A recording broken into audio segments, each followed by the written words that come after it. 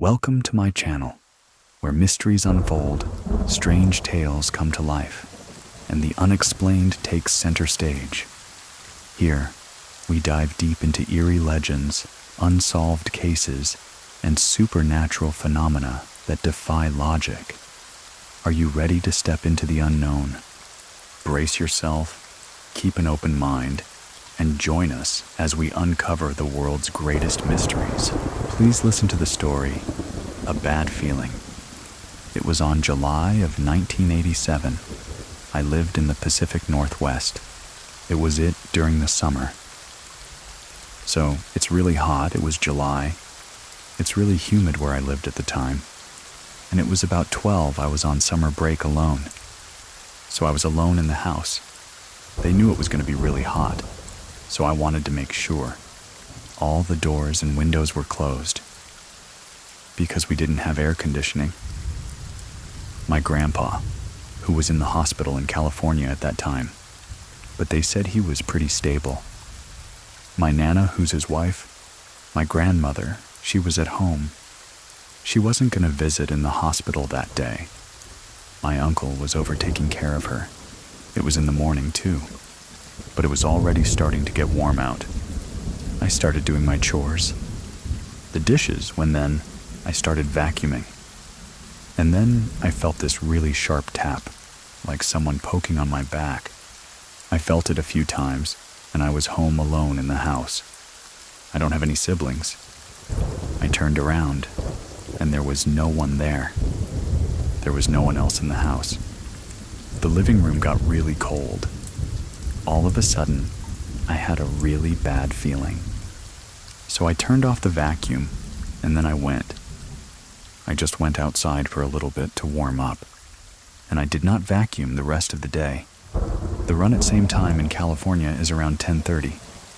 My Nana got a really bad feeling, and she went straight back to the hospital. She told me that when she got there. She took my grandfather's hands, and he opened his eyes. And then he passed away. It happened at the same time that I got tapped on the shoulder, because I remember them telling me it was around 11. I looked at the clock at our house, and it was 11 too. My mom got home, and she said, "I have to tell you something." And she was pretty sad, but I already knew. I don't know how, but I just knew what she was going to tell me. I didn't vacuum for a long time after that. I'm in my 40s now, and even when I'm vacuuming in my house by myself, I leave a door open even if it's snowing here. I'm so still terrified. Like 30 years later that this is going to happen again. My Nana said that she felt for the next year or so that, and my grandfather would send her messages, but no one in my family believed her, because I just thought, she's just the grieving widow and making stuff up.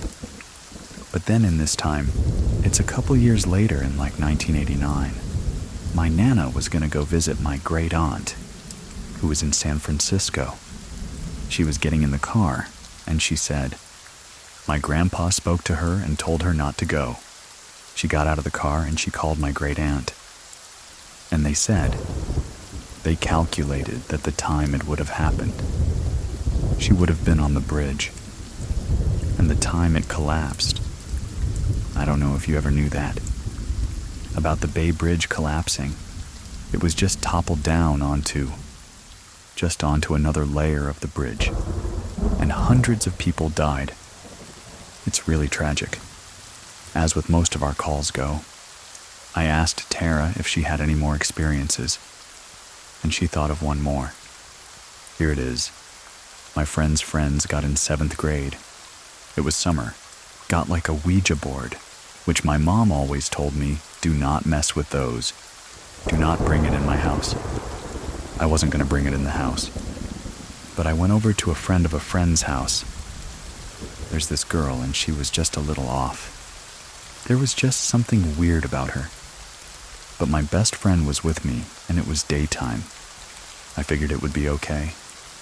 So we went over to her house, and we started playing with it. She started asking it questions.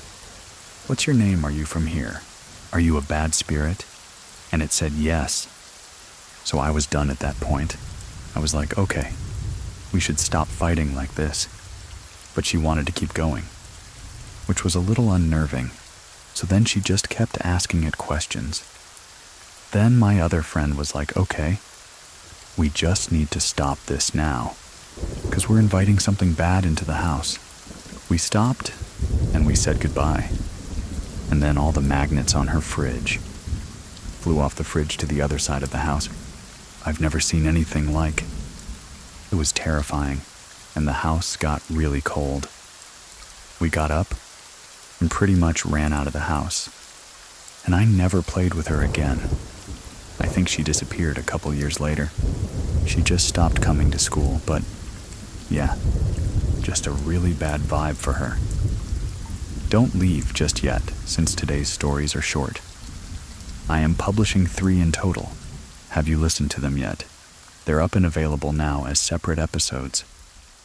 Also remember, you can share your own story with me over on True, scarystory.com, for your chance to have it featured.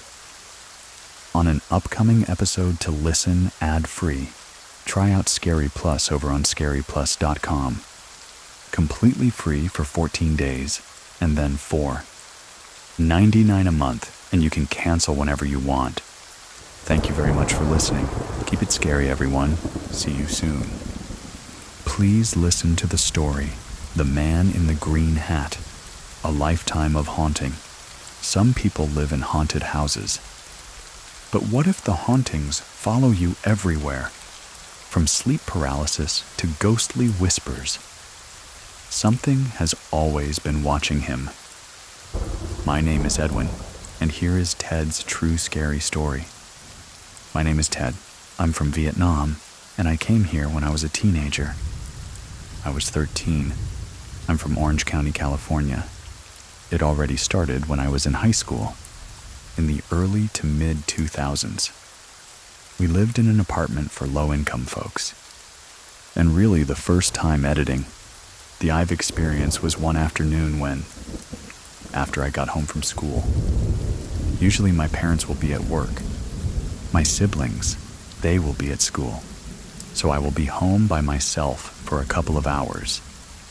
In this apartment, once you walk in, you hit the living room first. And then on your left side, you see the kitchen window. And on the right side is a hallway to the bedroom. I came home and I heard water running in the kitchen. And I heard the opening and closing of the kitchen cupboard. Thinking, maybe it's my mom. Sometimes she would come home early. I turned right into the hallway to go to the bedroom, just to take a nap after school. And I yelled out to my mom, who say, "Hey, can you wake me up in a couple hours?" And I heard her reply. It was a raspy female voice. "Okay, Con. Okay, my son in Vietnamese." Voice was raspy, so I thought, maybe she's sick and she must have a cough. And that's why she was raspy. And that's why she don't come home early from work. So I went and took a nap, and then about an hour later, I got a phone call, and it was my mom. So I answered it, and she said, "Hey, what did you want to eat?" Because she had to stay late at work, and she was not going to go to cook dinner. And I realized that whoever it was in the kitchen early was not my mom. That time right before sunset, when it's still light outside, but then inside your house is still dark.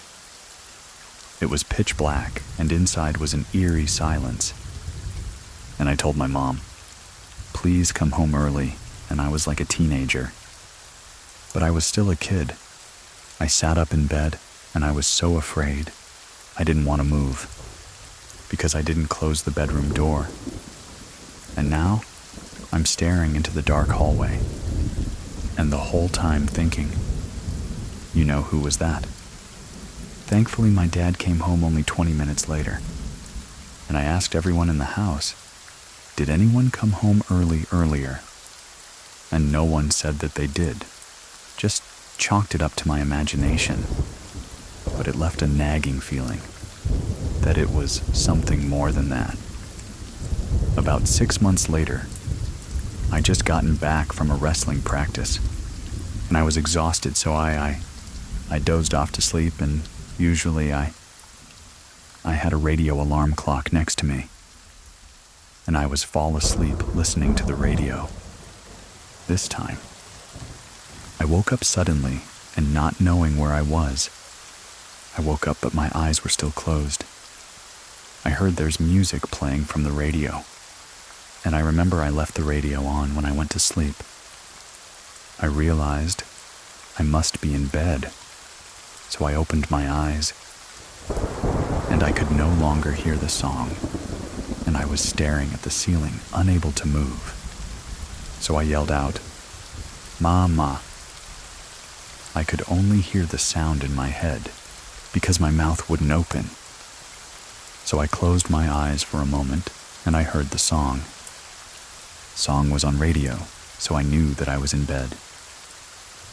And also I know I was awake, but I could not move, so I opened my eyes, looked at the ceiling, and I could not move, and I couldn't hear the song anymore. So I kept doing that. I don't know how long. It felt very long. I felt my arms and my legs moving finally. So I was like, yes, I'm finally awake, and I was sleeping on the edge of the bed. So I thought, if I turn over and I fell down, it hurts, but then I would wake up.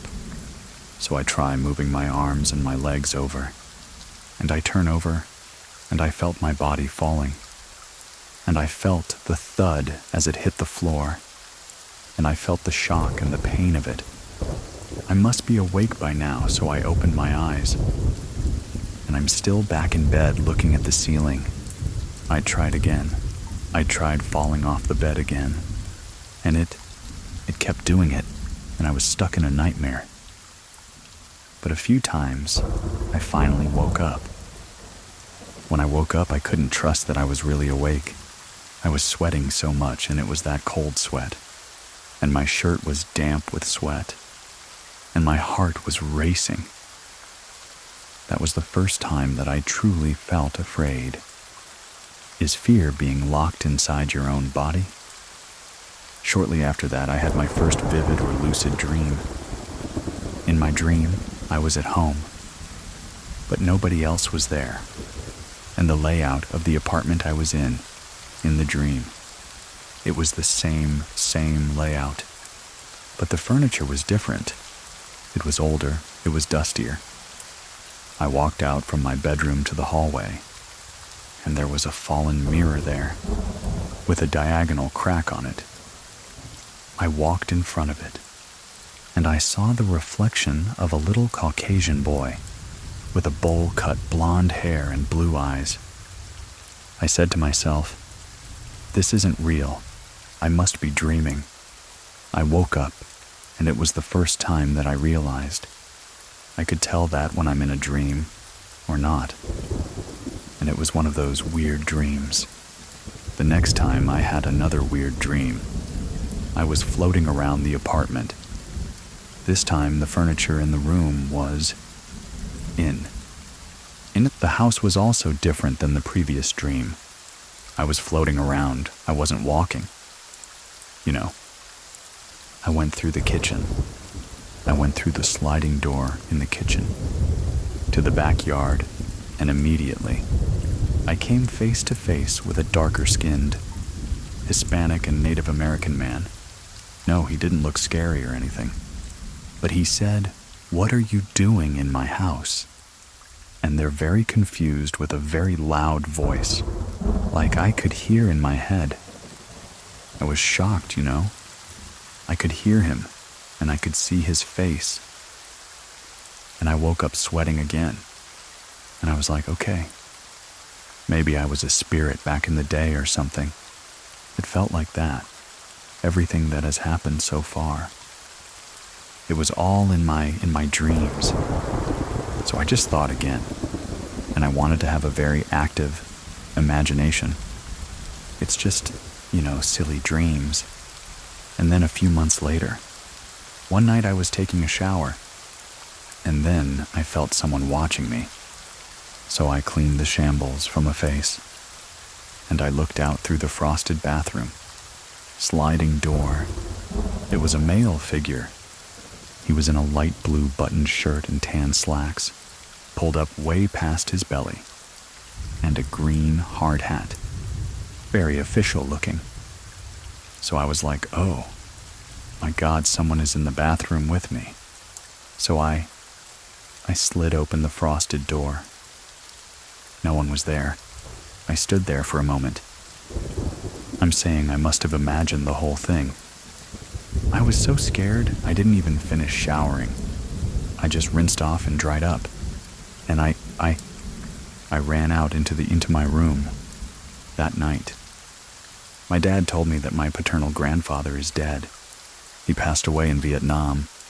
At that time, I turned on Yahoo Messenger to communicate with the family in Vietnam, find out what happened, and then, a few days later, we watched the funeral procession on the internet. A few weeks later, we got a DVD from Vietnam, from the funeral, and we all watched it. And at the end of the video, there was a slideshow showing all the photos of my grandfather. During the slideshow, a picture popped up, and I had to pause the DVD because it was a picture of him in his youth. Volunteer uniform, light blue button shirt, tan slacks, and a green wide jungle hat. I couldn't believe it. My whole family is Catholic, but they do not believe in ghosts or demons or anything, because it's the house of God, and God wouldn't let any supernatural things happening. Just talking about it was not looked favorably upon. So I calculated what time that I saw that figure, and it was a few minutes after he passed in Vietnam.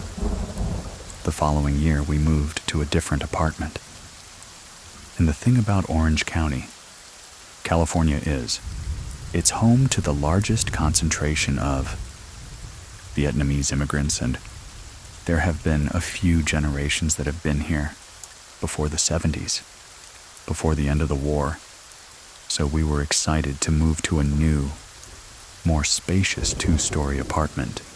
At that time, I was going off to college, but I stayed home to save money. That's when the sleep paralysis escalated. I started seeing figures. I felt the bed move during the sleep paralysis episode. The stereotypical packmen staring at me. They had women straddling me while I'm in the sleep paralysis and looking at me. One time, I was sleeping in the living room on the couch, and I had sleep paralysis, and I heard someone walking up the stairs. So it was a 2-story apartment. So it's a second story who had stairs going up. So I was, in the living room. I had sleep paralysis. And I heard someone moving up the stairs, slowly but intentionally walking, so you can hear them. The first step, dude, dude, dude. And a deep voicemail said, I'm coming to get you. And by this time, I'm used to it. So I knew how to wake myself out of sleep paralysis. I just used to shake my head really hard. And if I shake it really hard, I would wake up. I'm a very skeptical person. I like to think I'm rational. So I looked into it, and there was proposed theories on how or why sleep paralysis happens. It's the theta brainwaves, invading other type of brainwaves during sleep. And normally your body is paralyzed, so you don't act out your dreams. So sometimes you wake up and your mind is woken up, but your body hasn't woken up with it. So you're still paralyzed. And I rationalized it as it's just something that happened. It's a physiological phenomenon. It's not real. So I just kept on living my life. And with sleep paralysis, as you know, that is something common. And then one night, I was studying in the living room again, Well, early into the morning, around 3 a.m., I heard footsteps coming from the bedroom upstairs. Let's not tune abnormal. You know, people in my family. They would come down for a glass of water. But this time, it was my teenage sister. She had like a dazed look on her face. She was staring in a distance as she was walking through the living room, as she walked into the kitchen. So I thought maybe she's sleepwalking. And it's the first time I've seen someone sleepwalking. So I pay attention. I didn't want to wake her, because I read all the lore that you're not supposed to wake a person that's sleepwalking. You just guide them back to bed. So she walked to the kitchen, and she walked to the kitchen window. She opened imaginary door. She looked up and down, and then she closed the door. And she turned around and went back to bed. So a few weeks later, I found out, incidentally, from the landlord that the tenant before last, they had a brown fridge next to the kitchen window. The pictures he took before they moved out. Because before people move out back then, they just came in and took pictures to see if there's any damage. He dug it up, he showed me. And there was a fridge, exactly where my sister was, pretending to open the door. And I couldn't believe it, because it was exactly where she was at, in front of the kitchen window. But again, you know, I wasn't allowed to talk about any of this in my house. So I explained it away as a coincidence. You know, I just brushed it off. It's early morning. I went down to the kitchen again to get water. As I turned a corner into the kitchen, I saw someone sitting there in the dark, at the kitchen table, and the figure looked like my dad. I was like, "Hey, Dad, what are you doing awake?" He didn't answer me. "Oh yeah, I got some water," went back up, and you know, the door to my parents' bedroom was open. I was drinking water, and I looked in, and I saw my parents sleeping in there, so I stopped. I turned on the light, and I ran downstairs. Of course, there was nobody there. Another late-night study, and I was laying on the sofa with a laptop on my chest, after an hour in that position. And my back was hurting a little bit, so I set up to put my laptop on the coffee table, and just before I put it down, the table slipped like a good foot away from me. And the coffee table it was not too heavy, but it was heavy. I just held a laptop in my hands, and I was like, I froze. I'm trying to process what happened. In California, earthquakes aren't that uncommon. So I explained it away as an earthquake, you know. But I knew that it was an earthquake. The whole apartment, everything would be shaken and moved. And not just one coffee table. So now, I'm 2 years into college. We welcome into addition to our house. My baby sister was born. She was the joy of our lives. And I love taking care of her and spending time with her. When she was 2, I was taking care of her one morning. And we were alone in the 2-story apartment. And after giving her a bath and I put clothes on her, I was going to take her downstairs to get something to eat. And I had turned a corner.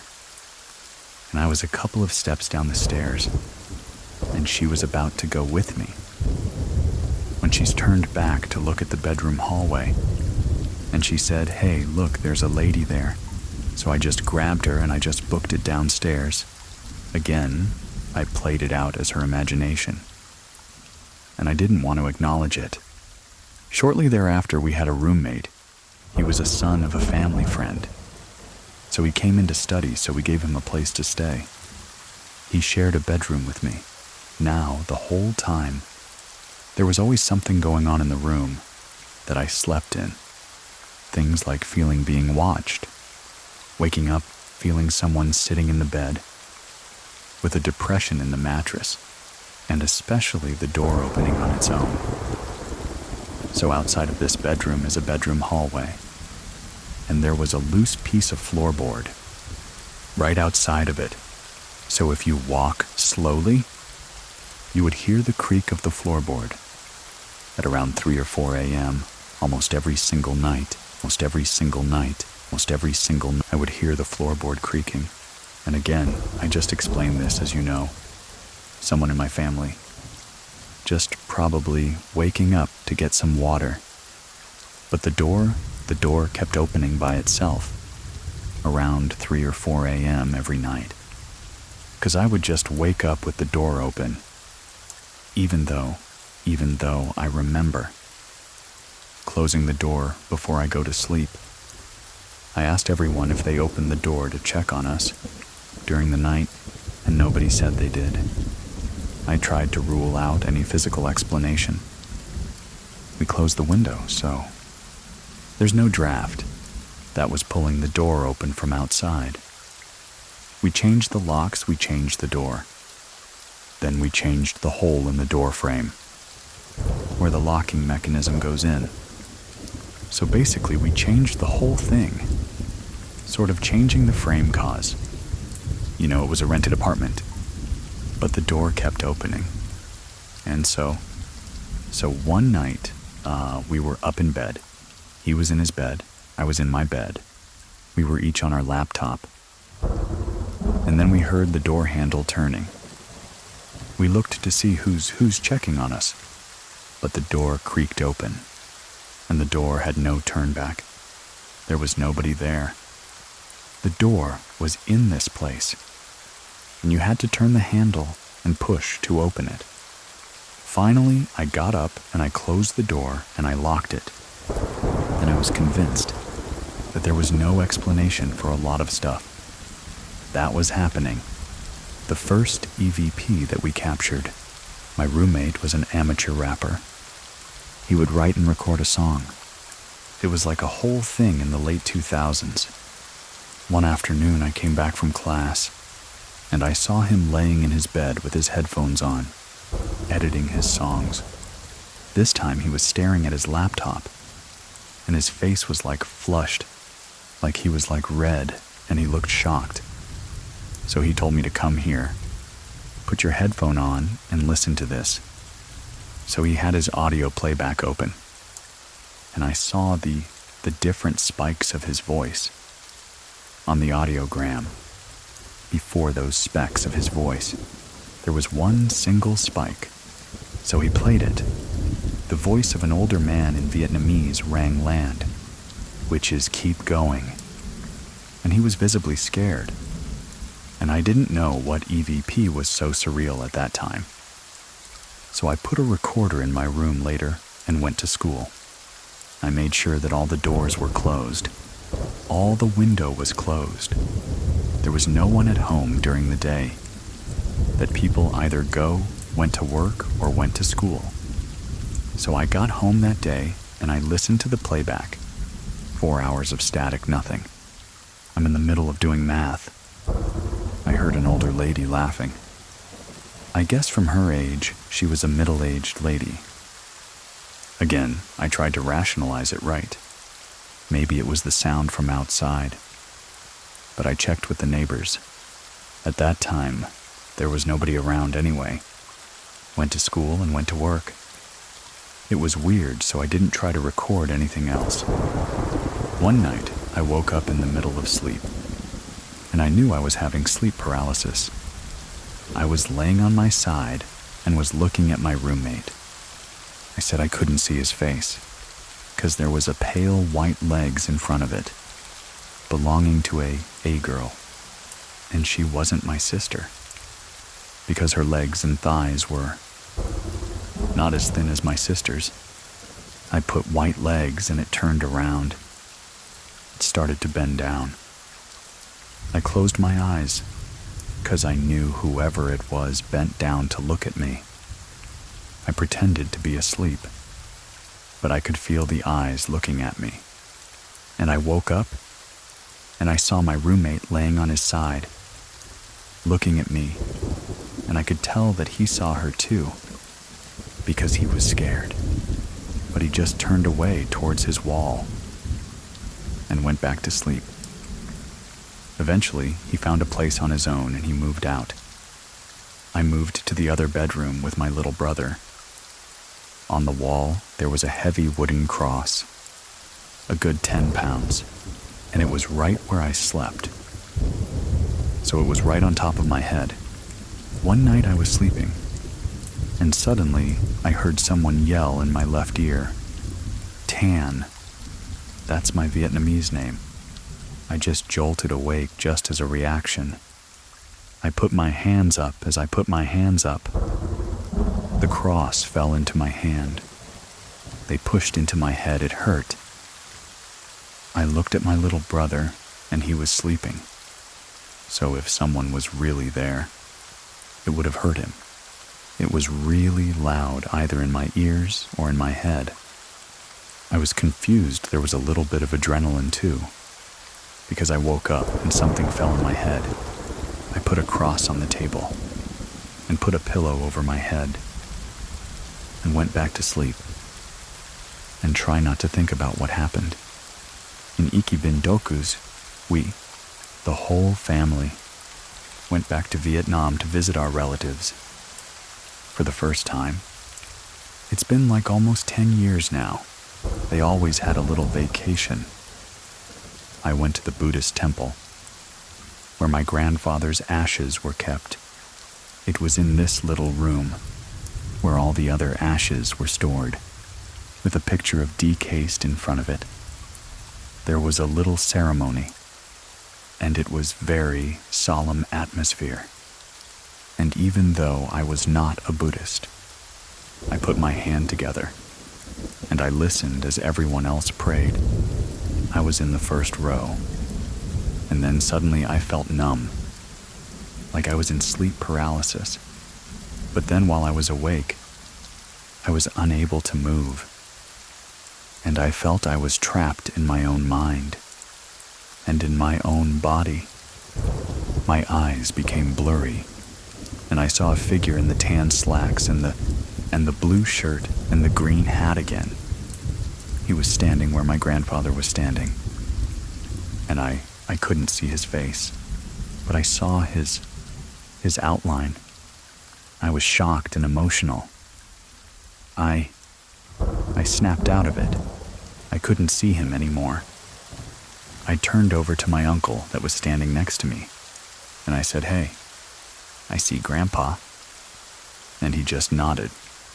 It was more natural to accept the paranormal in Buddhism. At that time, I felt relieved, glad that I saw my grandfather one last time. So I thought at the time. We stayed in Vietnam for a few more days. It's customary to have a shrine in the house, honoring the ancestors. So basically, you have a place where, with all the pictures of your ancestors, and people would come visit and reminisce about the family members. The shrine was on the 4th floor. It was a party. I was eating and drinking. I was drunk. I went upstairs to go lay down. I fell asleep with one of my uncle and aunt next to me. And 30 minutes or so after I went to sleep, I sat up. I looked at my uncle and my aunt with distant eyes. I stroked my imaginary beard, and I said, "Is Tam's family visiting?" Time is my dad's name, and I continue to say things that I couldn't have known about. Other family members. They called my dad up. I was talking to him as if I'm his grandfather. My dad is forever Catholic. But he went upstairs to the altar, and he lit an incense offering for the ancestors. Shortly after that, I fell back to sleep. My great-grandfather had a long beard, and I bear a resemblance to him. Even the mole on my face is the same mole that he had. That trip I had to go back to the U.S. earlier. Classes was going to start. I got back by myself. I was tired, and it was a different time zone, and I couldn't sleep. So I put on an exercise activity in the living room. I did an hour of cardio. And then I caught up with an hour of yoga. And at the end of the yoga session, there was a little meditation. So I closed my eyes, and the voice from the deity chanted in the And I didn't hide the volume up because, early in the morning, I didn't want to, disturb the neighbors. After a second on, I started to feel weightless and peaceful. And in the middle of the third, I felt a hot breath on my right ear, and I heard loud whispers of multiple voices. It lasted for maybe half a second, and when I opened my eyes and I saw no one around me, I was still a little disoriented from the meditation. I tried to recollect what just happened. Did I really hear whispers? So I called my friend. I told him I'm going to sleep over at his house. I've seen enough scary movies. It's a bad idea. The other person that believed was my little sister. The one that was sleepwalking. She came home one night. Besides, she's the one in college now. She was parked in the car and she was outside. And she saw my dad washing dishes through the window on the second floor. And she came up and she asked him, "Hey, was your sister here?" My aunt. And he said, "No. It's late and she's probably at home." Why would she be here? And she told him that. "I saw you washing dishes by the window, and there was an older woman with white hair in a bun. Standing behind you, he became defensive. And I told her to stop watching scary movies and imagining things. Eventually, I moved out of the apartment, so I would come back sometimes to have a sleepover. One night, I went to sleep in the room where the crash fell. This room belongs to my little sister now. My sister's closed laptop was in the room.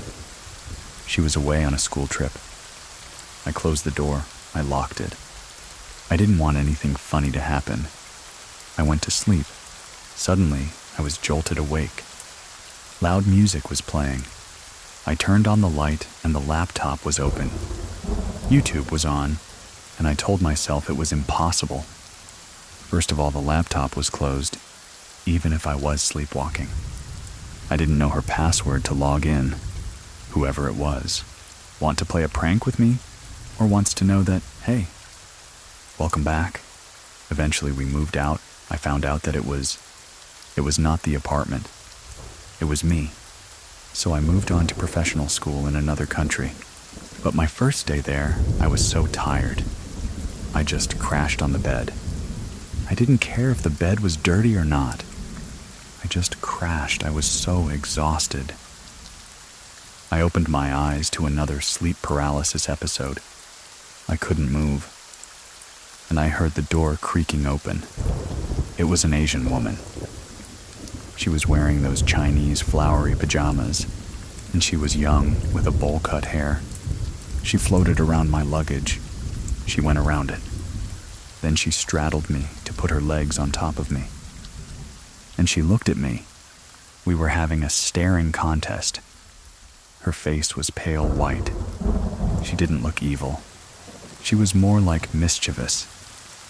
She smiled at me. I smiled at her.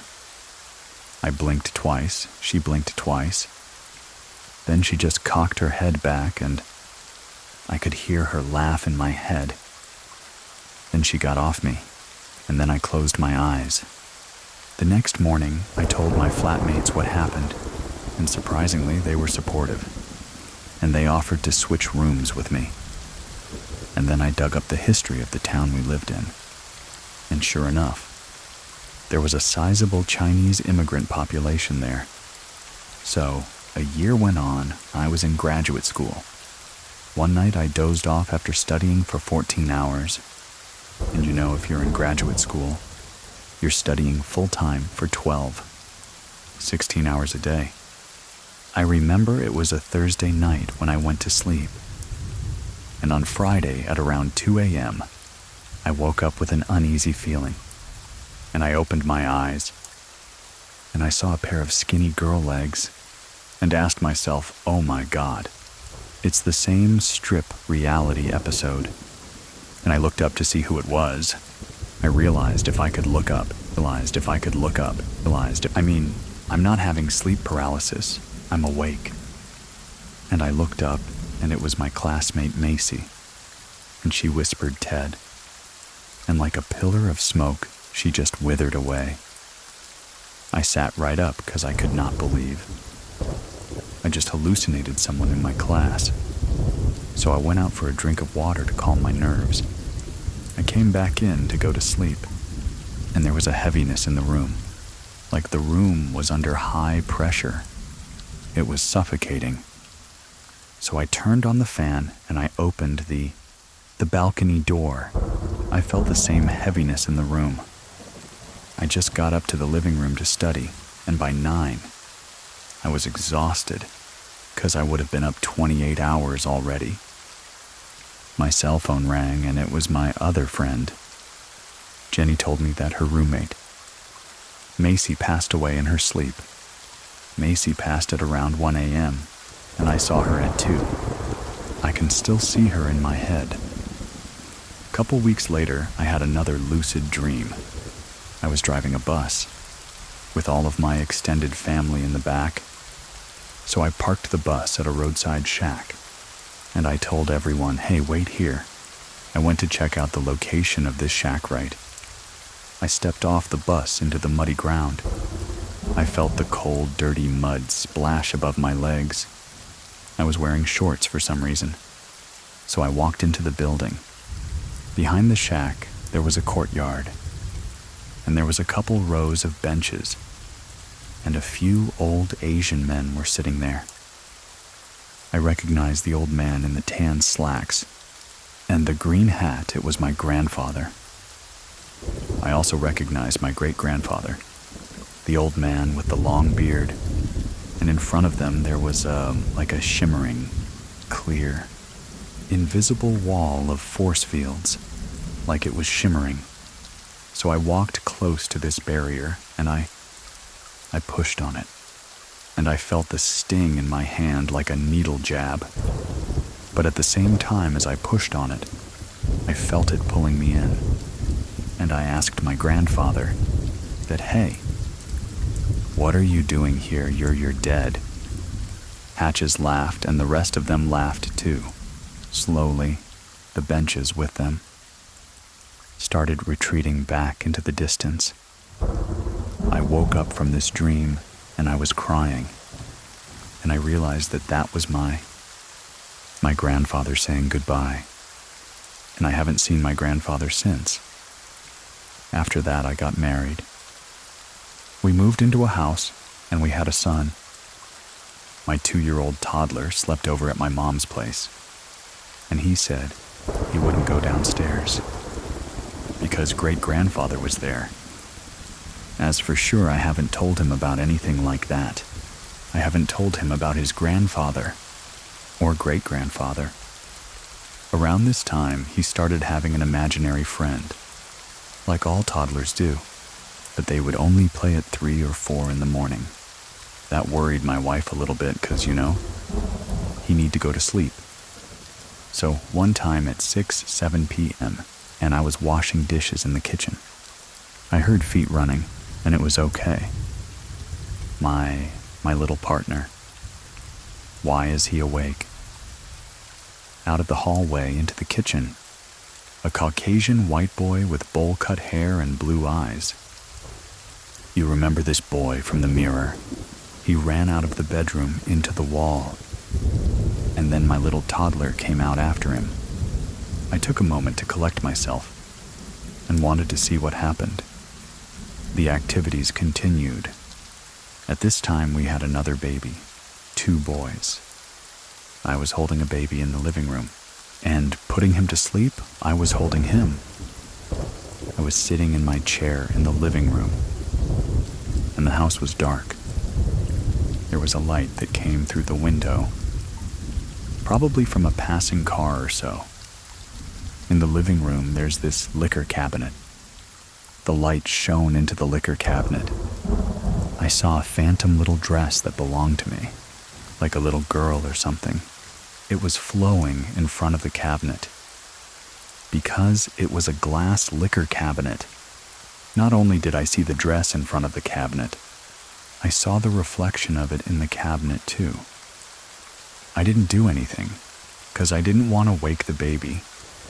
That's the time that I thought to myself, is this another haunted house? Because I grew up in 2 haunted apartments, and it was the first time I started to think, maybe it's not the apartment, maybe it's me. One time, I fell asleep and someone yelled out my name again. It was a younger female voice. It scared me out of my mind because it was loud. It was the loudest voice in my head I've ever heard. I asked my wife, did she call my name? She said no and just went back to sleep. I didn't know what any of this meant. I am a laboratory scientist. I work in a hospital. One night I was at work and I was in the pathology room. The hospital morgue is also in this room. I was cutting a piece of tissue for testing. I was concentrating on my work. Behind me was a cupboard. Suddenly, a few plastic fly holders and clamps came flying out of the cabinet, across the room and hit the other side. It hit the wall. It didn't fall, it flew out of there. Violently flew out of there. But no, I was in the middle of cutting. I was in the sterile field. So I couldn't leave, so I just said out loud, "You know I'm working here. Leave me alone." I finished up as quickly as I could, and I ran out of there. One night I have a checklist in my head of what I needed to do. So I'm totally in the zone going on to the next task. I opened the refrigerator with the glass door to retrieve a unit of blood. I got it, and I swung the door closed. In the reflection in the corner of the room, there was a shadow figure. It is solid black, wearing black scrubs, sitting on the counter in the corner behind me, crossing his arms and looking down. His whole body was black. I didn't process what I saw until a couple seconds later. I turned around, and there was no one in there. I was the only person there. I just dropped everything. I just ran outside. I tell my coworker what just happened. Before this, I would just see the phantom lap coat swinging in my career for vision, or occasionally I heard the disembodied voices or someone calling my name. But this is the first time that I saw the shadow figure. Usually when I do something tedious, I would have my headphones on. I would listen to music or podcast. I took my headphone out, went to the bathroom. I put it on the keyboard. I came back to the bathroom and I looked for my headphones. It wasn't there, and I looked all over. I turned the keyboard upside down. I looked in the drawer. I looked on the floor. Did I drop it? I asked my other coworker in the room if she was playing with me, and she hid my headphone. She said no, she was in her corner, so she went out, and I just spoke out loud. I said, "Hey, can you not mess with me? I'm at work," and returned my headphone. I got out of the room, so both of us went out. I went to get some water too. 3 minutes later, I came back and the headphones was on the keyboard, exactly where I left it. And remember, I turned the keyboard upside down to look for it. I've had this recurring dream where I was in the Vietnamese countryside. I was in one of the villages, in the kitchen. It was not a modern kitchen that we used to. It was a shack kitchen. There's a kitchen in the shack, basically. And it was a wood fire in the kitchen. I would dream I would help out with the cooking, stoking the fire, butchering the meat. and I remember reaching into the crevice. On the side of the stove, I can still see it. It was a darkened, half-burnt piece of wood with a fault crack at a handle. So at the handle, there's a crack, just to move the firewood around. And we wake up and not think too much about it. It's just another recurring dream. So it went to one of my trips back to Vietnam. That's one time we went to an ancestral home of a distant branch of my family. It was in the countryside, and it was a bit of a drive outside the city. It's a big property. I got to the kitchen, and it was the same shack kitchen. I had a surreal moment. I just stopped there, and I looked around. It was the exact same layout. The shelf was exactly the same. I felt a little lightheaded, and my arms and legs were weak, 'cause could not believe that I saw this in my dream. Dejero is when you had a feeling that you've done this before. But I knew exactly what this was. I know the kitchen. I went to the stove. I bent down. I stuck my hand in the crevice. I pulled out the same half-burnt stick with a fork, crack at the handle. This was not a coincidence. I didn't share this with the rest of the family for no. Nobody believed. Another dream I had. My routine was, I would jog in the morning. One time, I woke up to find one of my uncles standing next to me and put his hand on my chest and tell me to stay home. No, I don't need to run today.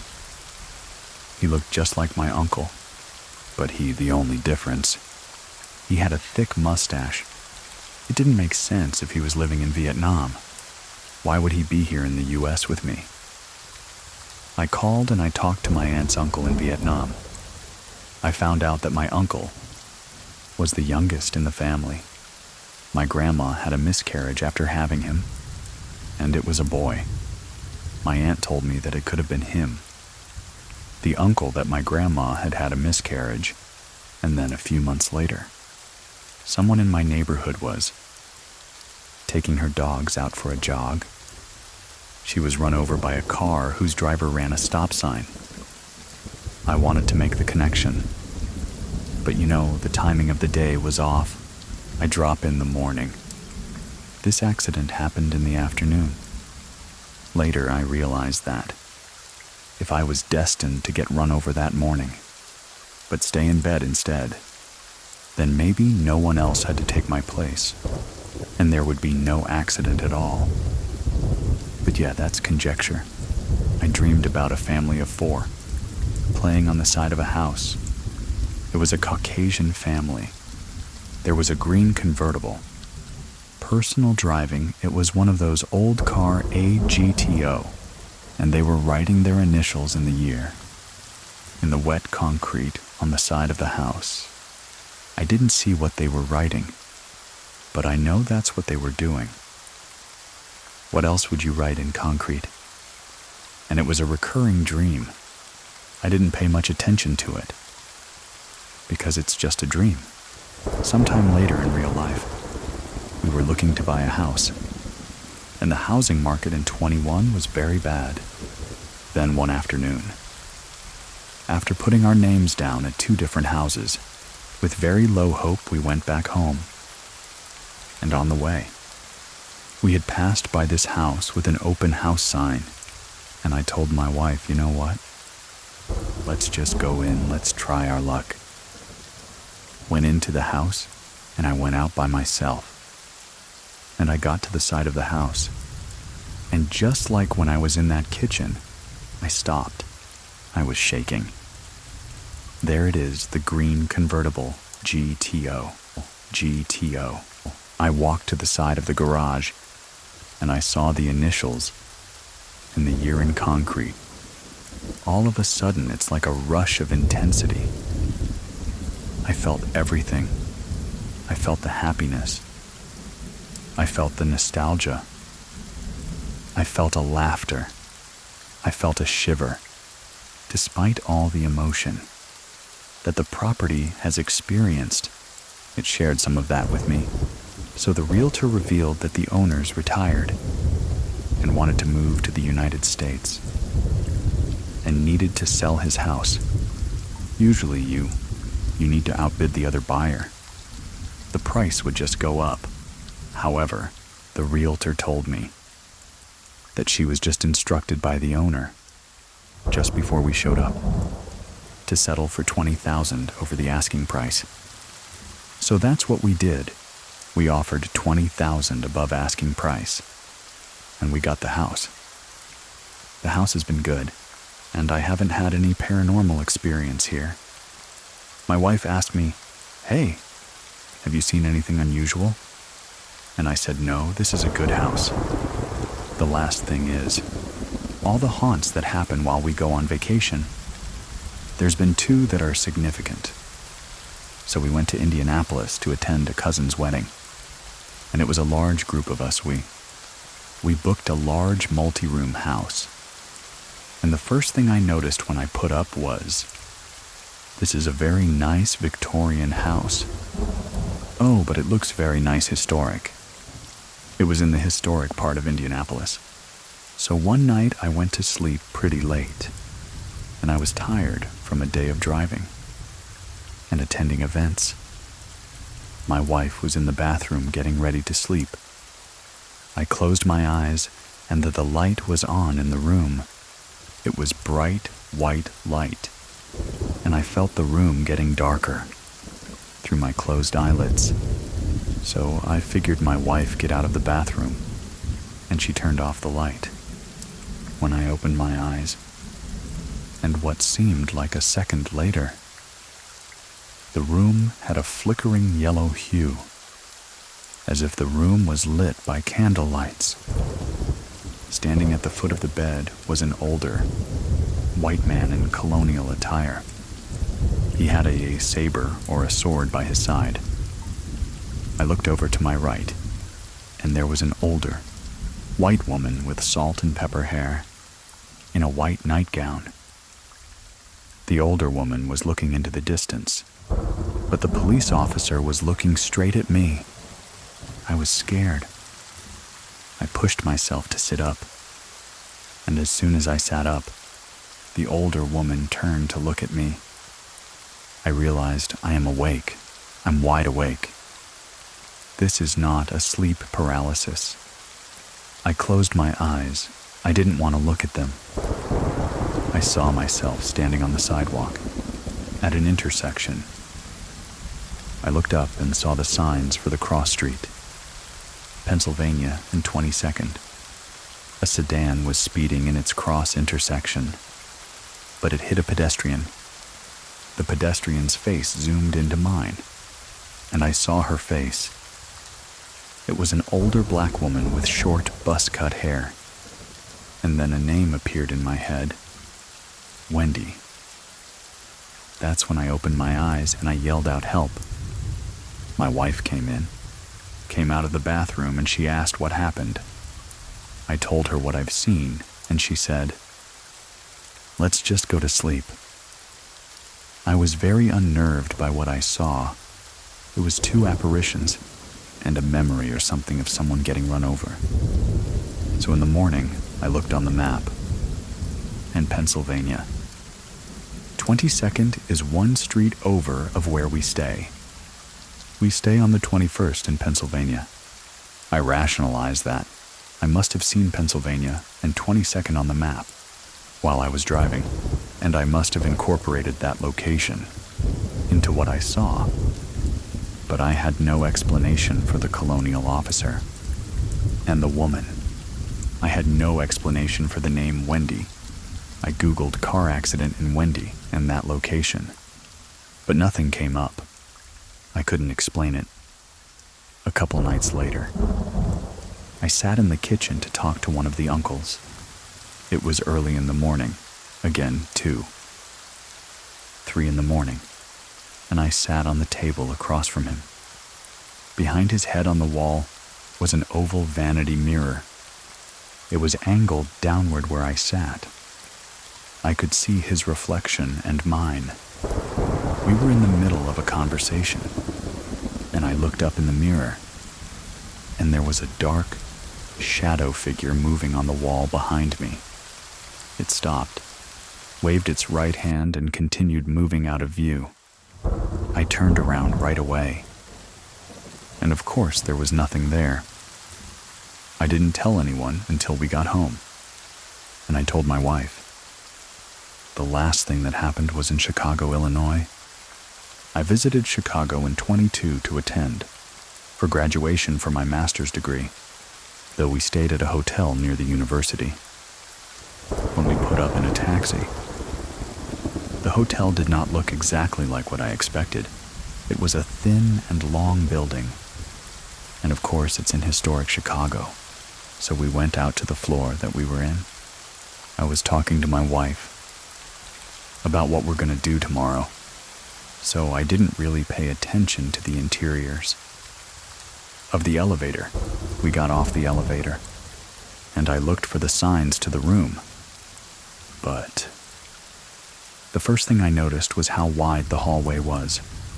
Usually, the hotel hallways is barely enough to fit 2 people, but this hallway was a good 8-foot distance, and it reminded me of one location.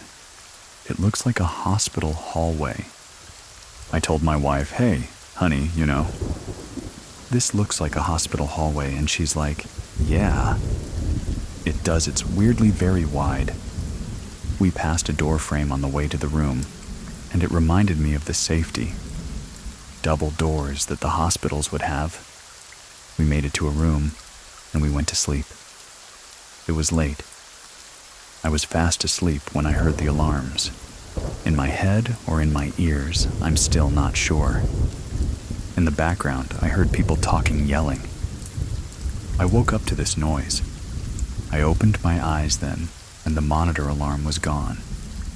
But the background talking noise, it echoed for like a good second before it disappeared. In the morning, I told my wife, hey, I rationalized to my wife that the air vent must have carried the voices of people talking in the other rooms, and I must have gotten woken up by then. We got up, we went to breakfast in the lobby, so we got in the elevator to go down. This time I was fresh. I was awake. I read the poster that was on the elevator. So this hotel used to be the Cook County Hospital. It's one of the first hospitals established in Chicago. It's a Civil War hospital. They had the first medical internship. And I'm a blood bank and transfusion specialist. And Cook County is the first hospital with the first institutional blood bank in the whole world. I read about it, but I never looked up what the hospital looked like. The wide hallway, the monitor alarm, the people speaking. It made sense then that I would hear it. I didn't feel scared. I felt emotional as a fanboy, basically, because I was in a historic location. I had to have a moment with myself to realize internally that it's not all these places. It's probably me, growing up with passive family, where we don't talk about these things. It's hard for me to come to that realization. I tried to rationalize and disprove as much as I could, but I would accept the things I could not. With paranormal activities, you'll only get it if it happens to you. Auditory apparitions, they're fine as long as they don't make a noise. It's the ones that talk to you that's extra scary, because the second sense of hearing is more of a confirmation that this is real. This is happening. When you have 2 or more senses confirming that it's happening, it's no longer something subconscious. It's real. It's conscious. Just a side note here. Our storyteller today mentioned Wendell, a missing link in his story. He had no idea how it was connected to anything. Well, it turns out our editor and sound designer, Sarah Voorhees Wendell, got us scared today when she heard it. Was it just a coincidence? If you have a true story that you want to share, head on over to True Scary Story, and fill out the form. And if you're following the show, we'll get to hear another story next week. Anyway, thank you very much for listening. Keep it scary, everyone. See you soon. Please listen to the story. A warning from my mother. What happens when eerie encounters refuse to be ignored? One man's life has been haunted by inexplicable events. But now, avoiding the supernatural may no longer be an option. My name is Edwin, and here is Andrea's true scary story. My name is Andrea. I'm from South Africa. My mom is the very spiritual one. And because I'm Portuguese, we are part of the Christian Catholic religion. She would tell me a lot growing up about seeing things, or giving messages, or getting messages from somebody, saying something is about to happen in your life. She didn't really influence me as much. And my dad also didn't quite believe in it, as much as what she did, but throughout my life, there's been a few small things that happened that I'd talk to her about, and then she would always turn around to me and say, "Yeah, you see, it's real." When I was 8 or 9 years old, just after my sister was born, we used to live in this very big mining house. So in South Africa, when you work for the mines, which is what my dad used to do, they would provide housing. Now, the housing that was provided was built back in the 1960s. And in this house, there's a lot of wooden floors. You could hear quite well when somebody was walking around through the hallways towards the bedrooms, towards the sitting room. It was quite difficult to sneak around the house. The first encounter occurred one night when I was taking a bath in my parents' bathroom. All of our rooms were on the same side of this house. If you walked down the hallway facing the rooms, my bedroom would be on the right, and my parents' would be on the left. The bathroom would also be on the left, but it would be just before my parents' bedroom. I was taking a bath in their bathroom this one evening.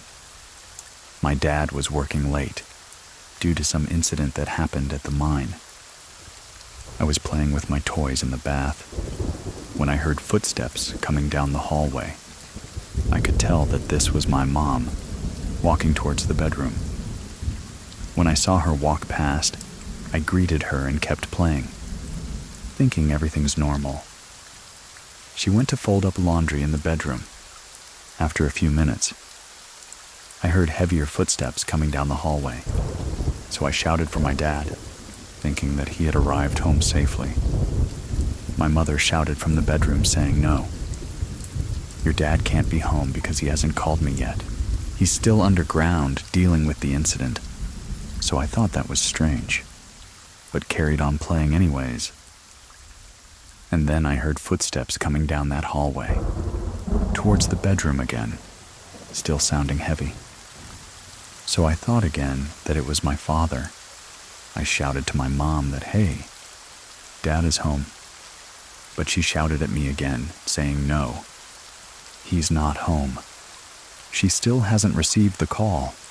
He's still at work. He's still underground."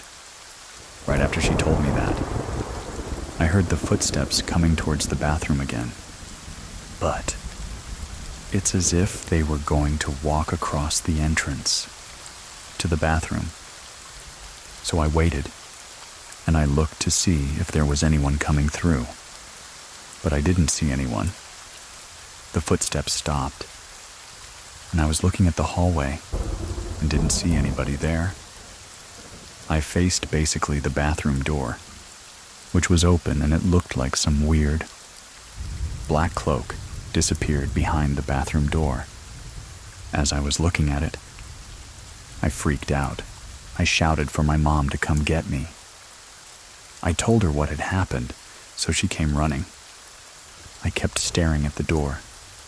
When she came in, I pointed to the door, trying to explain to her what I just saw. And then she just told me that if I ever see darkness, or see anything that's out of the ordinary, I must pray. She would always be watching over us with regards to the spiritual world. You know, the paranormal. And sometimes she would even tell us things that either hasn't happened yet, and then it would happen, or you know something that we wouldn't have told her, but she knows about it. It's actually frightening sometimes. I'm even getting goosebumps right now, thinking about it, and I have a funny feeling that when I am done here, I'm gonna probably get a phone call from her saying that, no, were you talking about me? 'Cause stuff like that happens. It's weird. This was a few months later.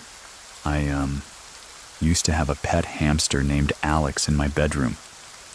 If you go straight into my bedroom, my bed would be on your left. Then I would have a desk at the end of the bed, and then I would have this huge window facing our back garden. While I had my hamster Alex, I had him in a cage, and the cage was always on that desk in front of the bed. When I tried to go to sleep during the night, I would hear the squeaking coming from his little wheel that he would run on. I think it was a few days before the event. He somehow escaped from his cage, and he ran out of my window. We looked inside the cage. We could not find it. We searched quite thoroughly for it, and we just couldn't find Alex the hamster. Few days later, after he had disappeared, I went to bed quite early because it was a school night. I woke up during the night feeling uneasy, as if something is watching you, or someone's there in the corner, just staring down at you with this pressure on you. It's quite a strange feeling. I sat up, and I didn't hear my parents in the television room, so I assumed that it was late enough, that they were already sleeping. I tried to go back to sleep. I heard the footsteps coming down that hallway again. At first I thought maybe it's my mom, because my mom would stand up, take the dogs outside for them to go and do their business, and then she would come back inside. But it would have been a bit strange if it was just her on her own, because normally she would have the dog's footsteps following behind her. I just kept feeling like there was some sort of pressure surrounding the atmosphere in my room.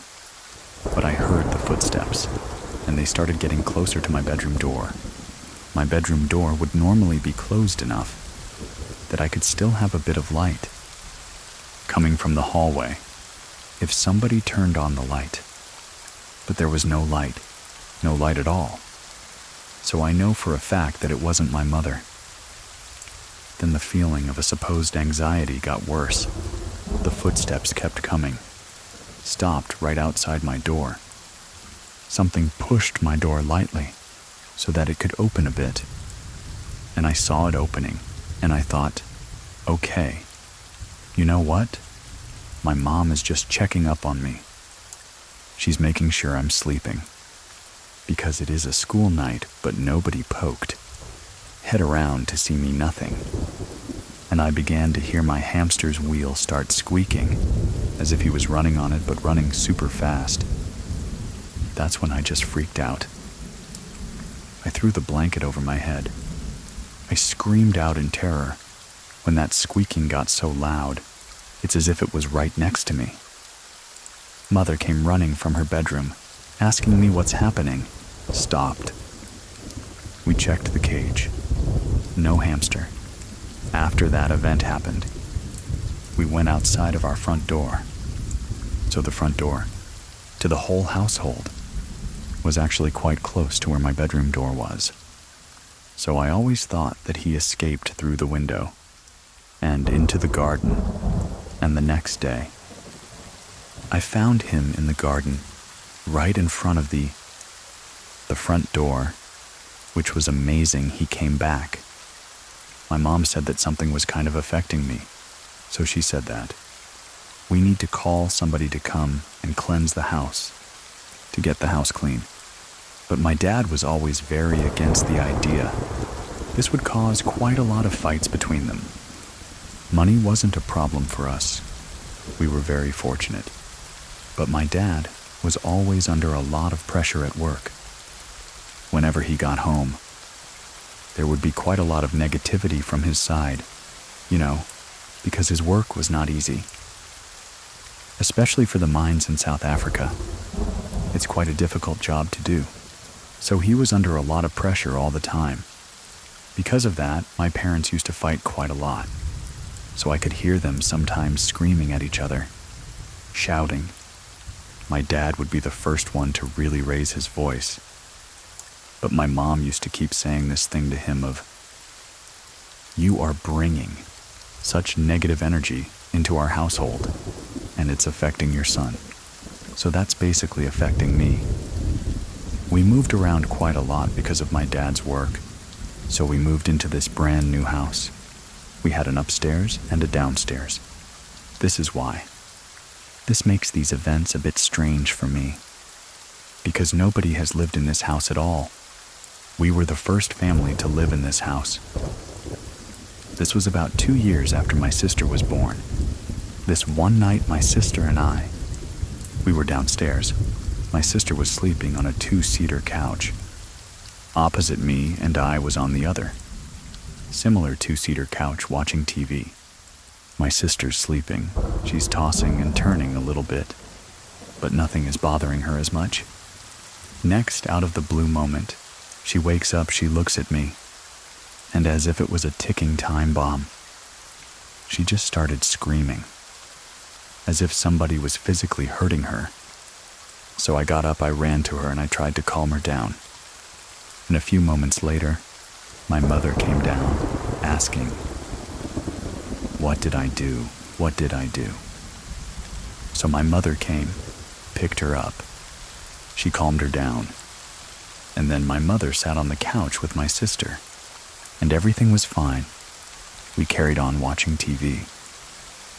My sister fell asleep, my mom's arms. My mom put her down next to her, just to give her a more comfortable position to lie in. After a few minutes, once again, out of the blue starts freaking out. Just didn't make sense. But she did this thing where she would sit up. She starts screaming. But then she's pushing something in front of the couch. She's like extending her arm away, as if something is attacking her from under the couch. So she just kept extending her arm, trying to push something away. We are going towards her. My mom picks her up, and she's still got her arm extended, pushing whatever it is. We both freaked out by what's happening. So my mom just takes her, starts praying. Still don't know what happened. But my sister talked about it later on, when we got older, and she says no. She remembers that. It was these black dogs trying to attack her. They were trying to drag her away. That's what she remembers. That's so quite strange. Time passed. We still in this new house. I'm sleeping in my room if you climb up the stairs. The first door directly in front of you was the entrance to my bedroom. Left was the office/study room. And then on the other side of that was my parents' and my sister's bedroom. I fell asleep that night and woke up with that same uneasy feeling I had in the other house. I'm lying down facing the entrance, and I can see my cupboards, where my clothes and toys used to be packed away, and I saw that my middle cupboard where my toys were was left open, which is a very strange thing to happen, because every time I went there to put on my clothes, before climbing into bed, I was taught from my parents that I must always close a cupboard and don't leave it open. I could see like an outline of the shelves, and it was very bright, like white. So even though it was dark, you could still make out a little bit of the shape of the shelves.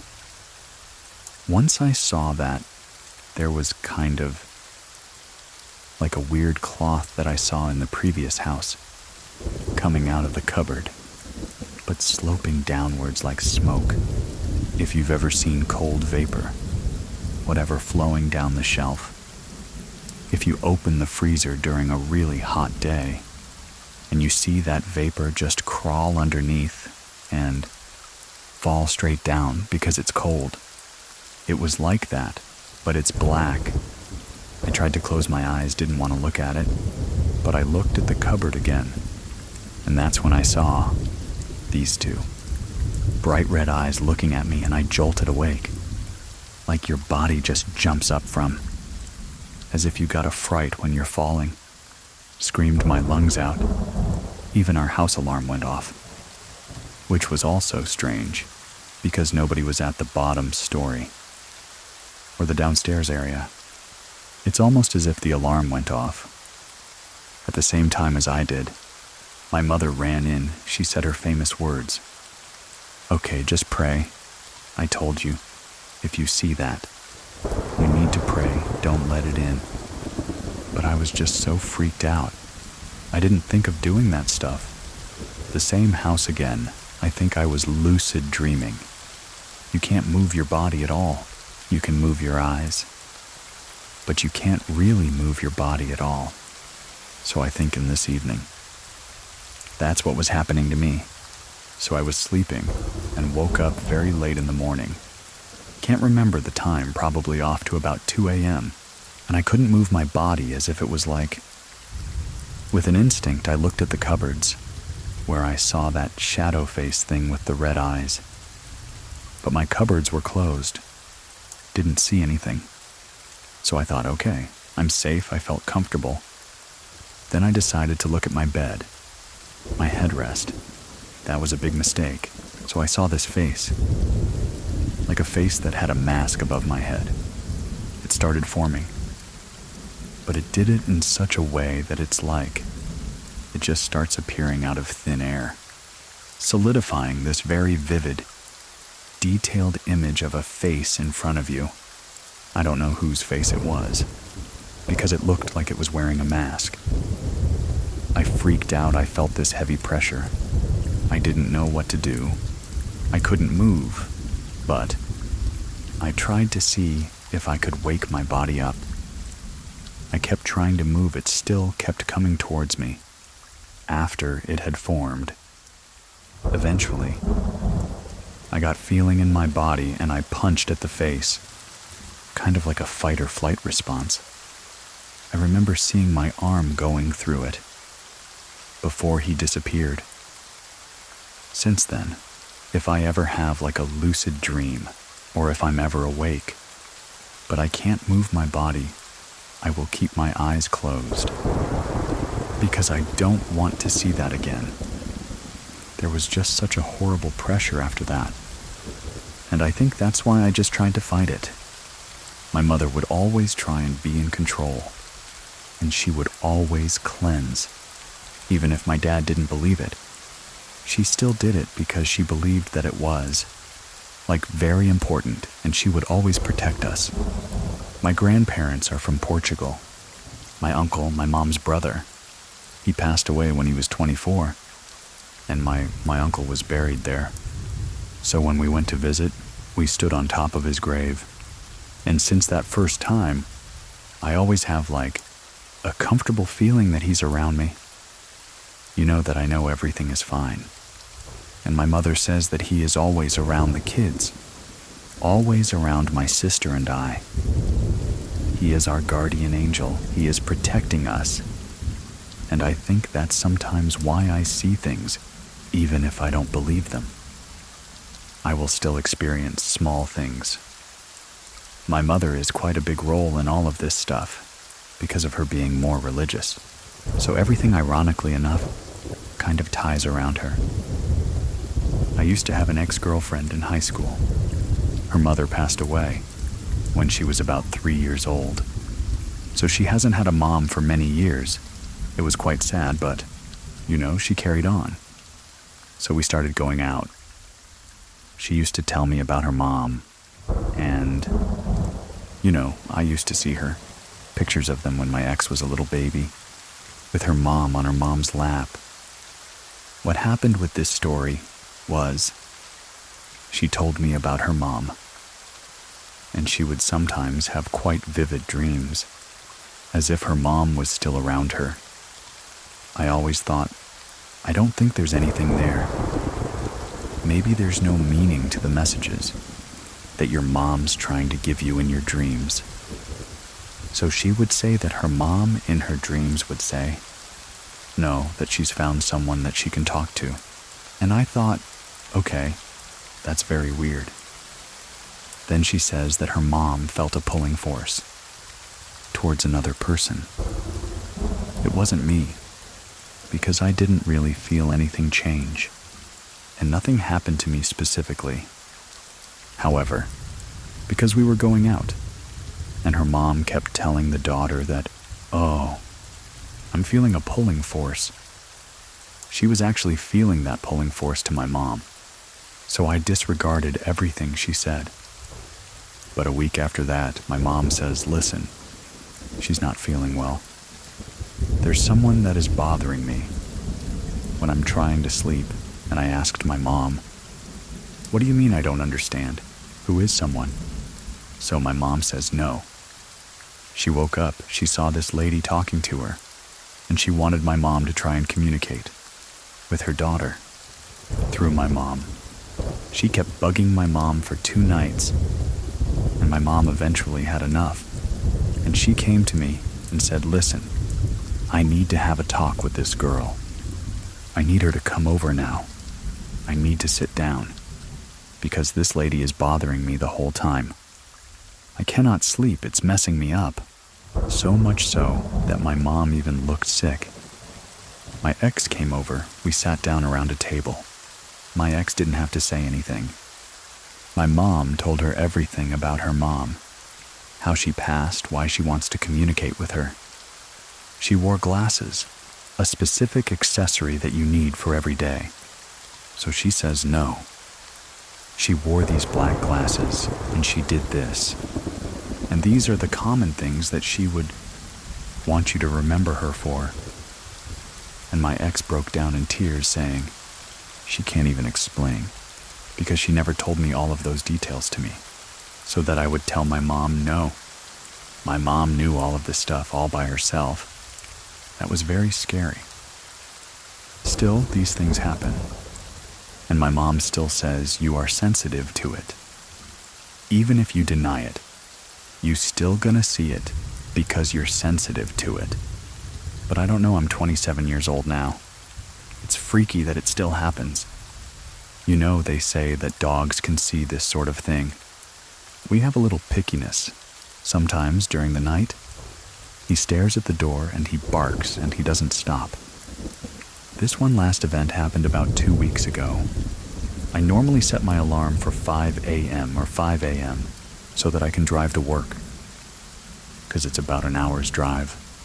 But what happened this morning? I forgot that I actually switched it off. So my first alarm went off. I would normally snooze it.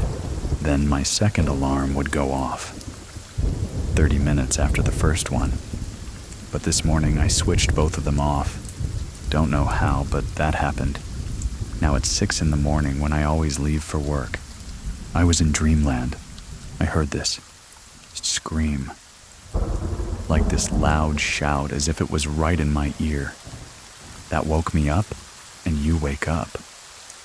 You get a fright, you trying to catch your breath. That's how I was. I thought, what's happening? Is it my girlfriend? Is she okay? Because we live together. So she's next to me. So I thought, oh, maybe she screamed no. She's passed out. She's not even facing my direction. Whatever it was, woke me up at the exact time that I had to go to work. So then I phoned my mother about this, and I told her the story of what happened. As I'm telling her the story, she tells me no.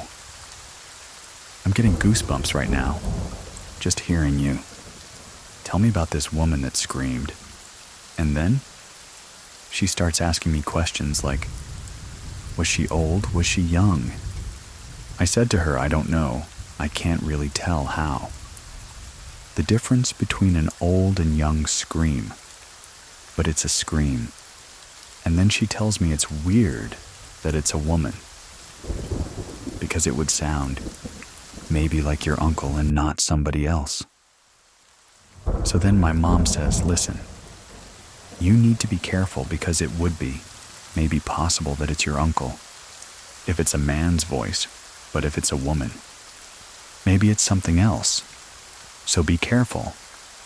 Do you know of someone who has a true scary story that takes place in the woods? Let me know by going to truescarystory.com, and to get in touch or join our Scary Plus members that get to listen ad-free. Check out scaryplus.com or get in touch with me if you have any questions. I'll leave links to everything in the description of this episode. Thank you very much for listening. Keep it scary, everyone. See you soon. See you soon. Please listen to the story Roommates. In a small college town in the Midwest, a group of roommates moves in, expecting a fun summer, until something unseen makes its presence known. My name is Edwin, and here is Brain's true scary story. This took place in 2020. It was in a little riverside college town in the Midwest. It was 5 of us girls who were just moving into a new college-style house. Some of us had already graduated from school, so we were going to just all be there for an extra year, whether that be working or just finishing up school. One of the girls of the house that we were moving into had already lived there for a few years, and we were all friends with her. 4 of us moving into the house were brand new. We moved in, though, mid-May of 2020. Unfortunately, we had left by the beginning of August of 2020, so it was short-lived. Just to understand the story, I will have to lay out what the house looked like. It's very important to know what levels, what rooms. Everything makes the story easier to follow. It was a 2-story house. When you walk into the front door, though, it was a stairwell that separated the levels, so if you went down the hallway, straight through the stairwell, it was a little hallway that led to the basement. The basement was just storage. Nothing really that important. When you walk into the stairwell, directly off to the right, there's another door that leads to the main level. And then obviously when you walk in, there's a stairwell as well that goes up to the upper level. That also has a door that leads into that top. On the main level, there are 2 bedrooms, with its own bathroom and its own kitchen. And that's also where the main living space is, with the living room that we all share. Upstairs, there's also 3 bedrooms, and it does also have its own bathroom and its own kitchen. How it was all split off is also very important, of who was in what room. I had leased one of the rooms on the main level of the 2, and then there was the other girl who had lived there full time, lived in the other room over the summer. I had another job back in my hometown, so I was going to be traveling back and forth. So I actually sublet out my room downstairs to someone that I knew for that summer, just so it was paid for, and then I would just come back every once in a while to visit. Upstairs, there were the 3 bedrooms. 2 of them, again, were going to be there full time, and the 3rd roommate was not going to be there all summer long. So it worked out that when I would come to visit, I would just stay in her room so I had a place to sleep. Stay put my things while I would be visiting. In the beginning, mid-May. When we had moved in, everything was really fun. It was the beginning of 2020, obviously. So COVID was hitting. We didn't have a lot of options of things to do, so we spent a lot of time together. We watched movies and played games. One of the girls had access to the rooftop from their rooms. We would sit out there and listen to music. It started off really well those first few weeks. The subleaser had moved into my room at the end of May, so I had gone home to start my job. A few weeks later, though, I had come back to visit and was staying in the room upstairs. The girls had mentioned some weird things happening. Nothing had really been off. No weird occurrences had happened with the tenants that lived there before, and we all knew them so. This was very strange that these things were happening. It started very small. That night, all of their doors were closed. So the two girls that were living there, as well as the empty room, all of the doors were closed at night when they would sleep. The girls stated that when they were sleeping, either trying to fall asleep, or they'd wake up in the middle of the night from it. They would hear humming coming from the hallways. They didn't specifically say if it sounded like a specific song, random little humming noises. That would be coming from the hallway, and then just go away and randomly reappear. The door to the empty room they did also keep closed. When they would wake up, the door would always be open. The weird thing about this, though, was that door was particularly hard to open and close, so it wasn't wind or something we could rationalize off. What would open that besides someone actually physically opening it themselves? Something that we still don't understand to this day is the only room in the house that has a padlock on it. Don't know why it was there. We don't know who had put that on there. And eventually, we did start. Sing it when the door wouldn't stop opening. And eventually, closing in the middle of the night. At that point, things were still fairly new.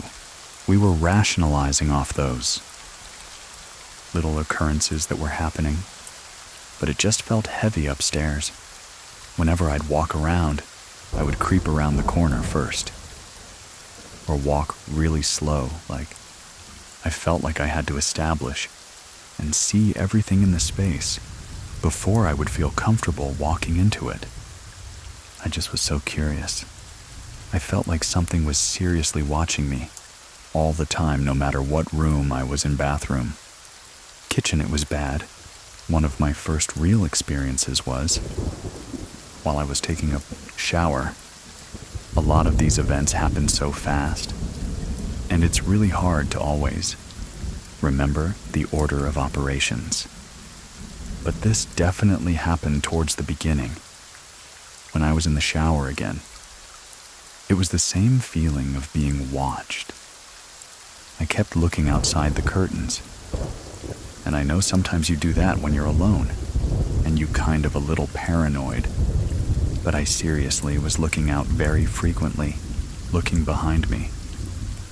I felt a little tickle on my neck, but I was again trying to rationalize that, saying, I'm in the shower, the water's running on me, I'm washing my hair. But I tried to end of that shower as soon as possible.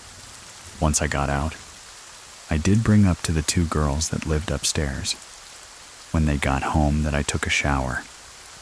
And it felt weird, you know. I felt like something tickled me. But I think I'm just overreacting. They looked at me and they said, "Oh, we don't shower alone. If someone's taking a shower in there, they leave the door open, or someone's sitting on the toilet next to them. Because when they're in the shower and they're alone, or no one's near them, their hair will move. Like someone's picking up their hair, picking at it or rubbing their back. The shower, and this also happens to the sink, will just turn really hot, scalding hot all of a sudden, and they'll just kind of jump out of the water. They just will not be alone in that room." Their reactions when I had told them about the shower, and when they were explaining to me, you know, how they don't shower without someone with them. It seemed more matter of fact, like it was happening so often that they were like, duh, why would you shower alone? I was freaked out, and they were freaked out by all of the occurrences. But that was just something that had happened so often. I think they were just unfortunately used to it at that point. We were having a lot of fun together, so we kind of put up with it for a while. And they just brushed that off until it started to get worse. This only happened upstairs, so the girls downstairs really didn't experience anything. I'm not quite sure if they believed the girls upstairs, but I experienced it myself. With all of these things occurring at night, with the humming, the door opening. We started sleeping with our lights on. We tried to rationalize that. Maybe if we left the lights on, it wouldn't do those things. We'd trick it to think we were awake. One of my roommates in particular, Megan, had the typical college lights, the sticky lights that are around your ceiling, and you have a remote that turns them on and off, and they can change color. The lights would turn off, so you would try to keep the lights on to sleep, but they would just randomly turn off. She kind of tried to experiment with it and move the remote that she had under her, or sleep with it under the bed. For some reason, if something's touching it, it can't. But she had done this, and the next morning, she woke up and the lights were turned off, and she had looked and the plug from the wall had actually been ripped out. Something had physically taken the plug out of the wall because it wasn't able to access the remote. That she had to turn the lights off. That also happened in the room I was staying in. It was controlled by a remote. And it even was happening when we were moving in. We just thought, oh, these lights are broken. Why do they keep turning off? But we still don't really understand. I guess after all of this. But we think it might be related to what was happening in Megan's room. But we're not quite sure. At this point, we don't know what's going on. We have an inkling that it's maybe something messing with us, but we don't really know. We haven't seen anything. It's all been things that we've been trying to rationalize. Maybe bad plumbing, maybe bad electrical, maybe the house is moving, so the door is opening. But then, it started to become more frightening and obvious. My one roommate, Sarah, was targeted by these scary things, a little bit more than others. One of them was she was up in her room doing homework, watching TV, and she had randomly heard blood-curdling scream coming from downstairs. Just horrible screaming. Thought someone was injured.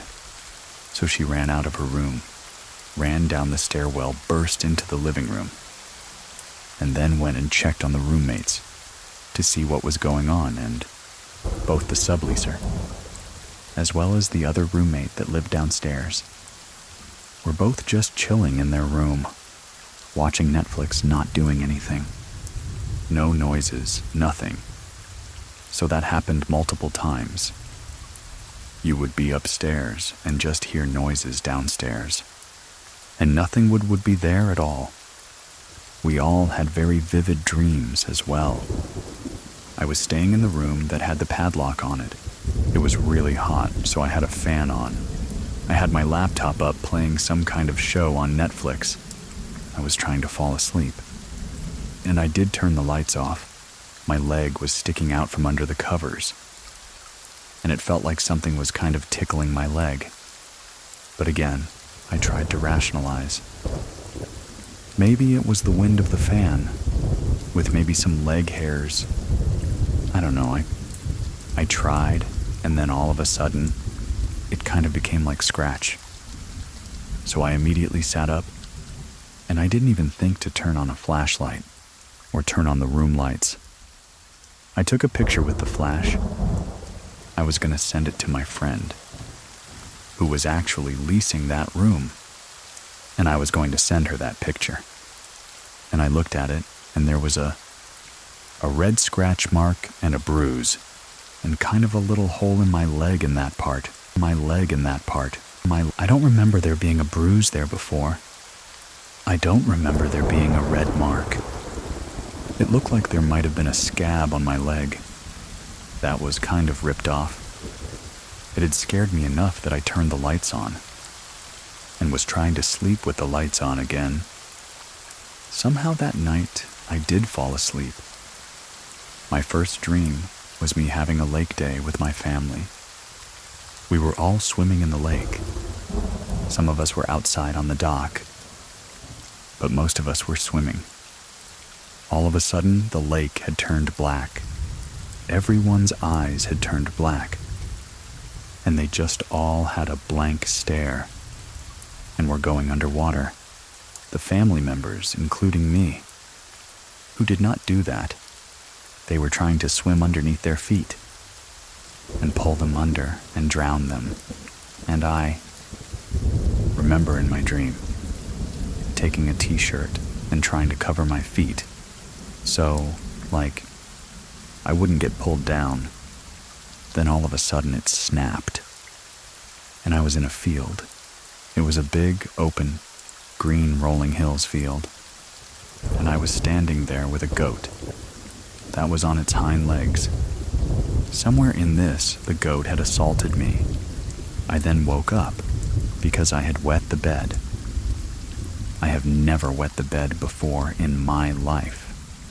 Adult life, middle school childhood. I even called my dad to ask. I said, "Is this a habit that maybe I'm reverting back to?" And he's like, "No. You never did through my college years. Never." Obviously, I was mortified. This wasn't my bed, so I got up immediately. I took all of the sheets down to the washing machine. I threw them in and I called my friend, just wanting to be transparent and let her know and apologize. And she said, wait, wait, wait, wait, wait, wait, wait, back up, she said. What was in your dream? And I had mentioned the dream. And she said, Bryn, do you not realize that the goat is an animal, representative of the devil? And I processed that. I said, yeah. You're correct saying that. So from that night on, I never slept in that room again. I moved all of my things downstairs, and I slept in the living room. Even in the living room, though. Even though there was no really occurrences downstairs, the dogs that were my roommates would still bark at dark corners randomly. They would bark at the door that led to the stairwell. They would just bark at it incessantly at random, although those things would happen again. I didn't know if that was just dogs being dogs, but I felt a lot safer downstairs.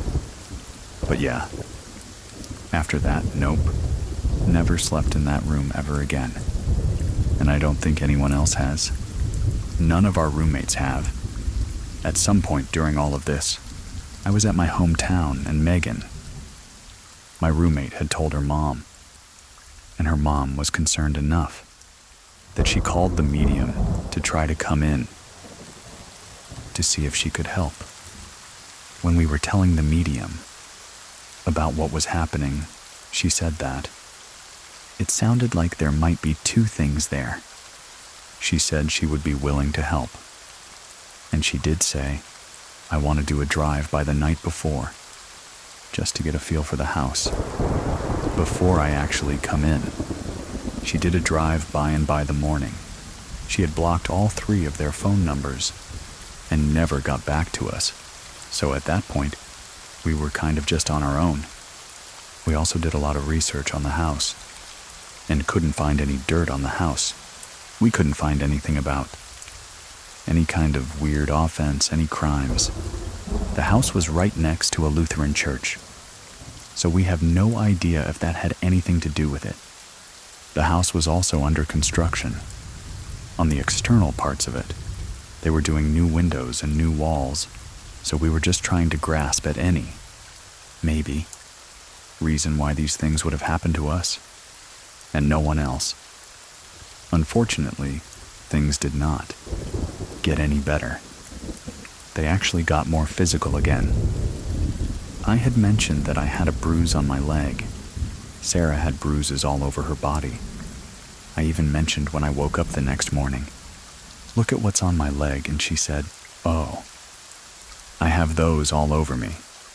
So she had bruises all over her body, all up her legs, her arms. One weekend she had left to go camping, and all of the bruises had gone away. When she came back within a few days, they were all back. They just felt something touching them when they would be sleeping. So both of them really didn't get a lot of sleep. So both of them were kind of just mentally not there for a few months. Sarah also had an encounter where she was in her room, and she was working on homework, and she had all of her things kind of spread out on the floor. She was just working, head down, legs crossed, leaning over, and she had a mirror, a glass mirror. So not one of the kind of plastic, cheap ones you can put over your door. She had a glass mirror that was leaning up against the wall. She had looked up at one point. She saw something moving, and the mirror was actually tipping over onto her, and she was able to catch it. If she didn't look and see it and catch it, it probably would have smashed over her head.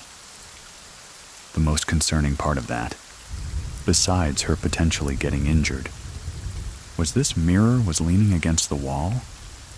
If it were to fall, it should have slid.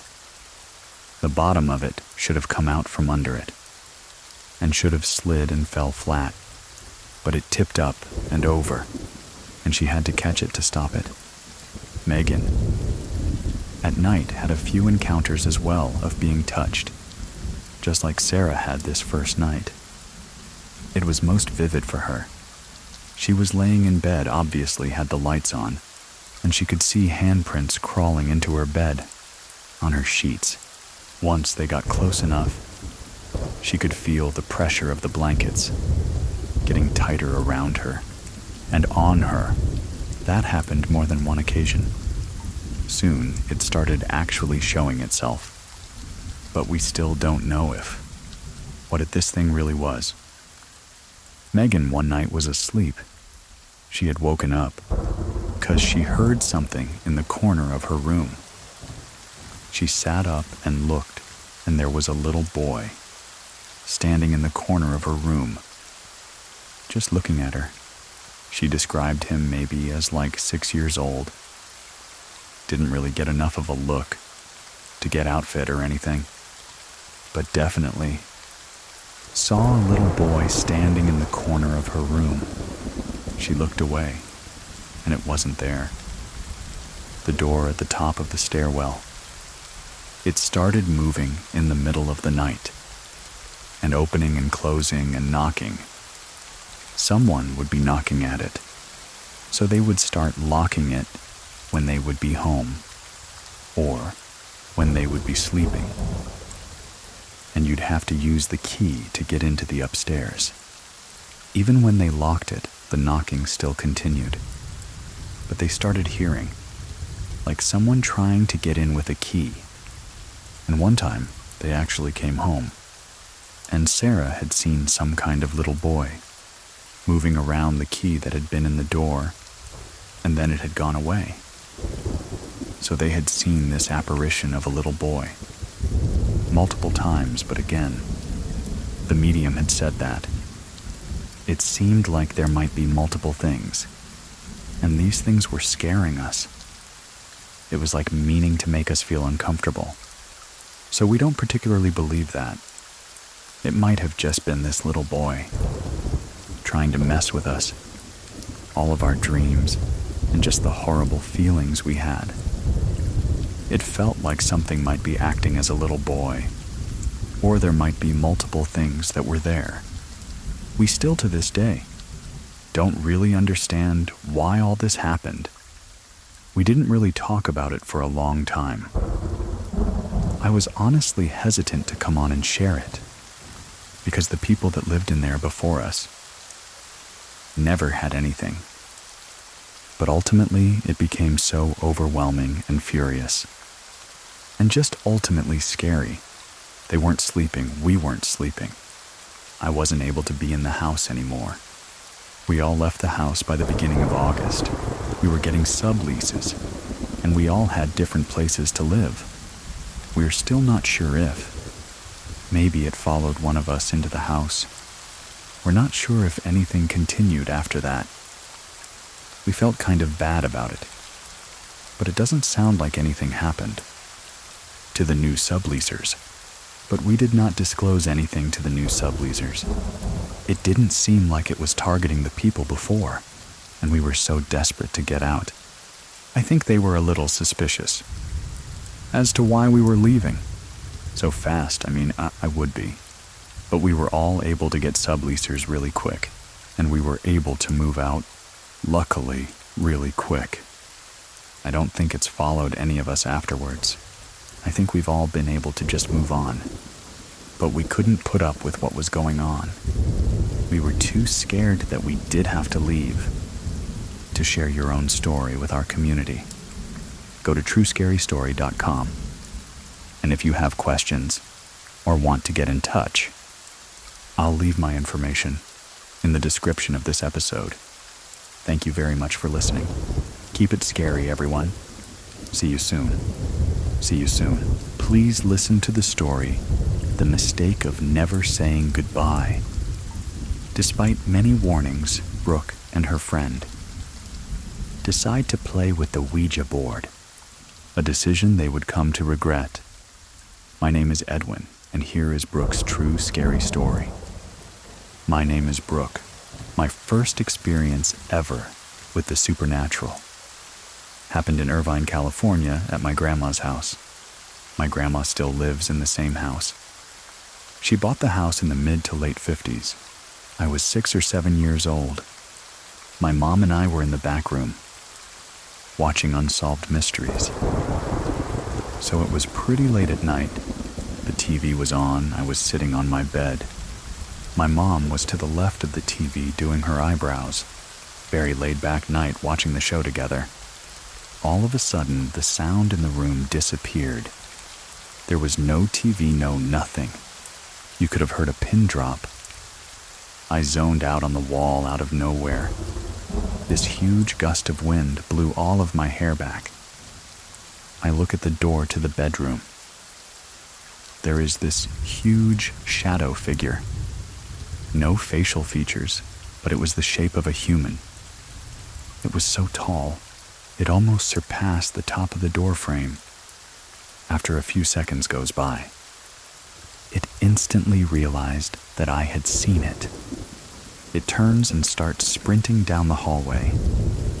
I jumped up from my bed, I run down the hallway and stop. I just knew not to follow it.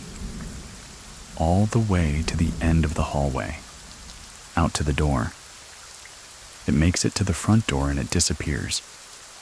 I'm standing completely confused. I go back to my room and it's as if nothing happened. My mom's still doing her eyebrows. The TV is still on. She didn't even ask me about what happened. So it was honestly as if time just stood still. From that point on, I would see things, hear things. We moved around quite a bit when I was growing up. And it didn't matter what house we were in. Something just chose to follow me. I would hear my name being called a lot of the time. It would either sound like my mom, or someone was trying to sound like my mom to get my attention. I would even hear my name in class in elementary school. And of course, as a little kid, you don't want to hear someone calling my name in the middle of class and draw attention to yourself. I didn't want anyone to think I was crazy, so I kept it to myself a lot of the time. But the experiences never went away. They slowed down once I hit my early teenage years, 11. 12, 13.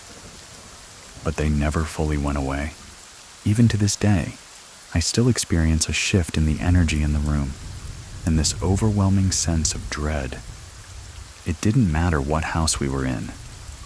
Sometimes it would happen during the day. A lot of times it was at night. Just this overwhelming sense of I'm not alone. Someone is watching me. Fast forward to middle school. I'm 12 years old. We're living in a townhome. Still in Irvine, but out of Grandma's house. Me, my mom and dad, my brother and sister. My parents decide that it's not working, and they tell us that they're getting a divorce. Dad moves out. He has his own place. That doesn't last long. And he ends up back at my grandma's. And he meets my stepmom. They get married. They have my youngest sister. And we move into a house in Northwood, not far from my grandma's house. At all this house. The first time that we did a walkthrough of that house, it didn't feel right to me.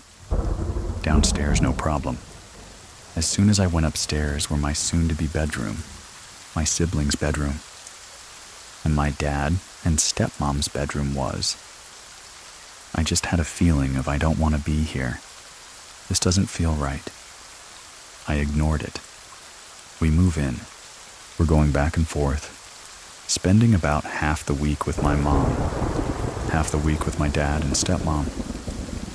Nothing happened at first. It was a lot of feeling again. Dread every time I had to go up into their room, or even just walk past their room. I absolutely hated that feeling. I would ask someone to go up and close their bedroom door. I would avoid even looking down the hallway. If their door was open, it never gave me a good feeling. This was going on for a handful of months, and I felt very fortunate that we moved into the same neighborhood that my best friend at the time was living in. Her house was 2 streets up in the same exact neighborhood. We were spending the night at each other's houses. Every weekend we would alternate and meet at the corner. Okay, whose house are we spending the night at tonight? Few months goes by, I keep having these feelings. I can't shake them. And her and I are having a sleepover at her house.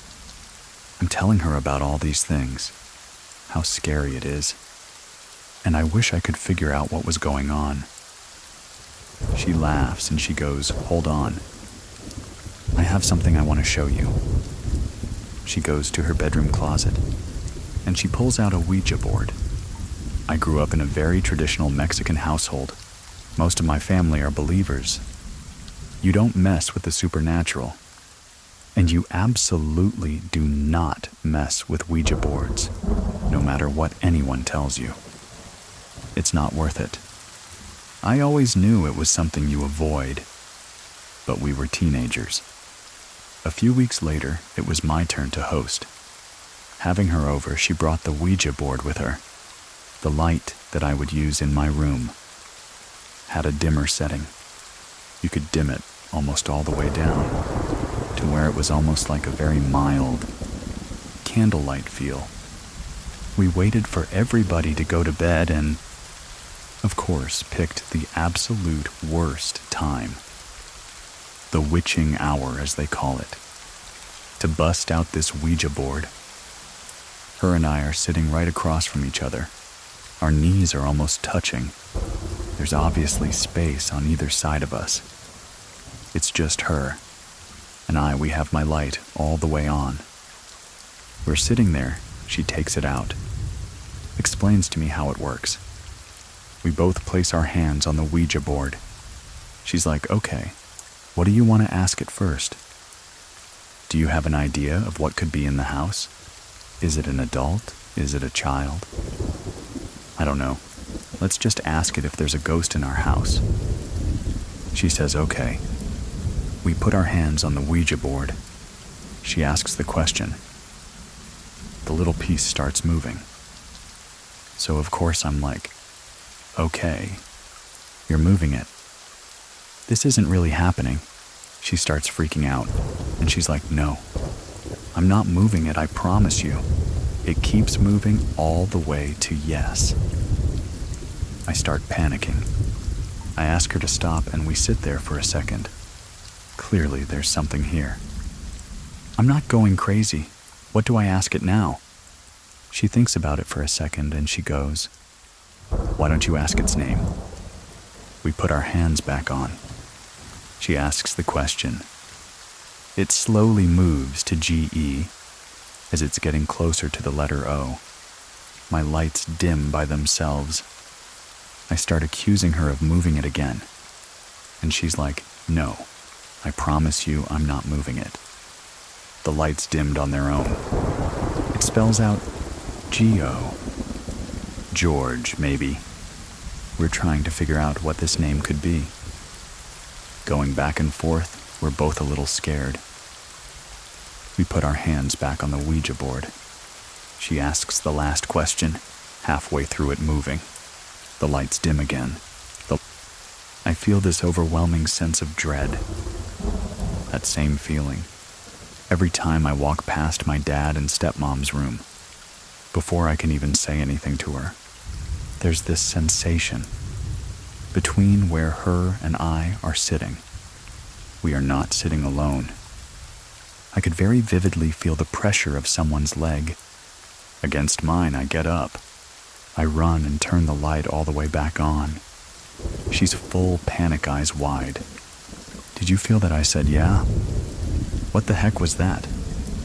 We are completely freaking out. Don't want to wake anybody up. The lights are on. She puts everything away. Went to sleep. Looking back, I realize now, the biggest mistake that we could have ever made is not saying goodbye. We go to sleep, I honestly forget about it. We giggle about it in the morning over breakfast. She goes home, we're back at school Monday. Nothing really happens. Halfway into that week, I get a call from her around dinner time. She's at her mom's. She sounds freaked out on the phone. She's like, "Hey, have you been feeling anything since our last sleepover? When we used the Ouija board, ever since we used that thing the last couple nights, I can't sleep. Every time I close my eyes, there's somebody in my room." Fast forward to a few nights later. I go upstairs, I get ready for bed, shut all my lights off, get into my bed, pull the covers up, close my eyes, and I start to settle in. Within 5 minutes, there's this ringing in my ears. Wasn't super high-pitched, but enough to make me uncomfortable. I sit up, get a little nervous, and I'm like, "Okay, you're making it up. Just close your eyes and go back to sleep." I lay down, I get comfortable again. This time, the ringing is louder. Now I feel this pressure on my chest. I tell myself, "Don't open your eyes." I could feel someone staring at me almost nose to nose. If I open my eyes, it would be right there. The pressure in my chest is getting heavier. I get the courage to sit up and open my eyes. There's nothing there. I had to sleep with my light on that night. And of course, my dad gets up in the middle of the night. And he shuts it off for at least 6 months. Any time that I had to go to my dad's and stay there, that would happen every single night. Unless I kept my light on. I kept getting in trouble for falling asleep with the light on as soon as the lights would go off. This thing would be right in my face. When I was trying to sleep, I couldn't even use the dimmer anymore. They would shut themselves off. This started happening a lot. I felt so crazy I knew that my dad would be upset if he found out that I brought a Ouija board into his house so I didn't say anything. My friend started experiencing the same thing. A few weeks goes by. I go to spend the night at her house. We are baking, watching movies, having a great time. Her mom goes upstairs to go to sleep. Her and I are alone. Her and I are starting to chat about the things that have been happening and the things we've been feeling. At the house, the only light that's on is the chandelier. She's like, "Let's grab our stuff. Let's go upstairs. We'll hang out in my room the rest of the night before we go to sleep." She goes up the stairs first, gets to the very top of the first set of stairs, and stops dead in her tracks. staring at the wall. I'm standing at the bottom of the stairs like, what are you doing? Why are you not going to your room? She doesn't turn around. She doesn't move. She doesn't look back at me. Nothing. She just says, "Don't move." I'm standing there terrified. What are we not moving for? What do you see that I'm not seeing? I slowly turn my head just barely to the left. There is this little boy sitting on the chandelier, legs wrapped around the bottom, staring at her and I. Do we run? Do we walk? What do we do here? I said. Just ignore it if you give it attention. It's only going to get worse. Walk upstairs, don't look over that way again. Her and I start with a walk, and of course, it turns into a run. We're terrified. We get to her room, sweating, freaking out. There's no way that really happened. It didn't. Go spend the night at her house for a few weeks after. That she told me. There was a few other times after that. Incidents that she saw him. I don't know if ignoring it is what helped it go away for her. But after a handful of times, it stopped happening. I had a few more experiences after that. I just thought, this was going to happen for the rest of my life. I'd be in the bathroom getting ready for school. Someone would shake the door violently. I'm alone. There's no one there. Things like that happened for several months afterwards. A few more weeks goes by. My little sister was a baby at the time. It was just me, her, and my stepmom home, alone. She's upstairs falling asleep in her bassinet. An hour goes by, and she starts crying. Something woke her up. I go to look at the monitor. I see a hand gently patting her back. She falls back asleep. I'm like, oh, perfect. I don't need to go up there. My stepmom made it up there as she went back to sleep. She's fine. 2 minutes later, my stepmom walks in the front door from outside. I said, did you just come in from outside? Or were you upstairs with the baby? And she's like, no. I was cleaning out my car. I didn't say anything. I just sat there. I went back and looked at the video later. And of course, there's nothing on there. I have nothing to show for it or to prove it. After a couple days, I started really just trying to visualize what I had seen, to see if I could put together what the hand looked like, or whose hand it could have been. I remember there being this green emerald ring on the middle finger. That's the ring that my grandma wore pretty much every day after that experience. And seeing what I believe was her on the camera, soothing my sister, everything just stopped happening. I was able to sleep normally again. My friend wasn't seeing stuff anymore. I like to think that somehow she paid a visit, not just to see my sister, but to be like, hey, you guys don't belong here. Move on. I actually found out from my friend, a few years after all this had happened, that there had been a lot of crime in our neighborhood. Prior to us moving in, there was a park right across from our house, right across the street, that you could see from my bedroom window. I found out a few years later that a man that lived in the neighborhood for several years took his life at that park. I don't know if because our house was in such close proximity to the park, if maybe there was just this bad energy from stuff that had happened there, or from what happened with him lingering in the area. But I can definitely say, I'm still a firm believer that stuff is real. I have not used a Ouija board since 10, and I'll never use one again. I definitely still have experiences. I'm about to be 32 in November, and stuff still happens. It's not nearly as bad as it was. I make jokes about it now. I feel like keeping it lighthearted. It won. Doesn't scare me. but it also doesn't welcome in the darker, maybe more sinister, spirits that could potentially make themselves known. The most recent experience I had was actually about a week ago. My grandfather unfortunately passed away early May. It was very unexpected. I took the loss really hard. I get married in a couple of weeks, and he was so unbelievably excited for the wedding. I was given some of his things.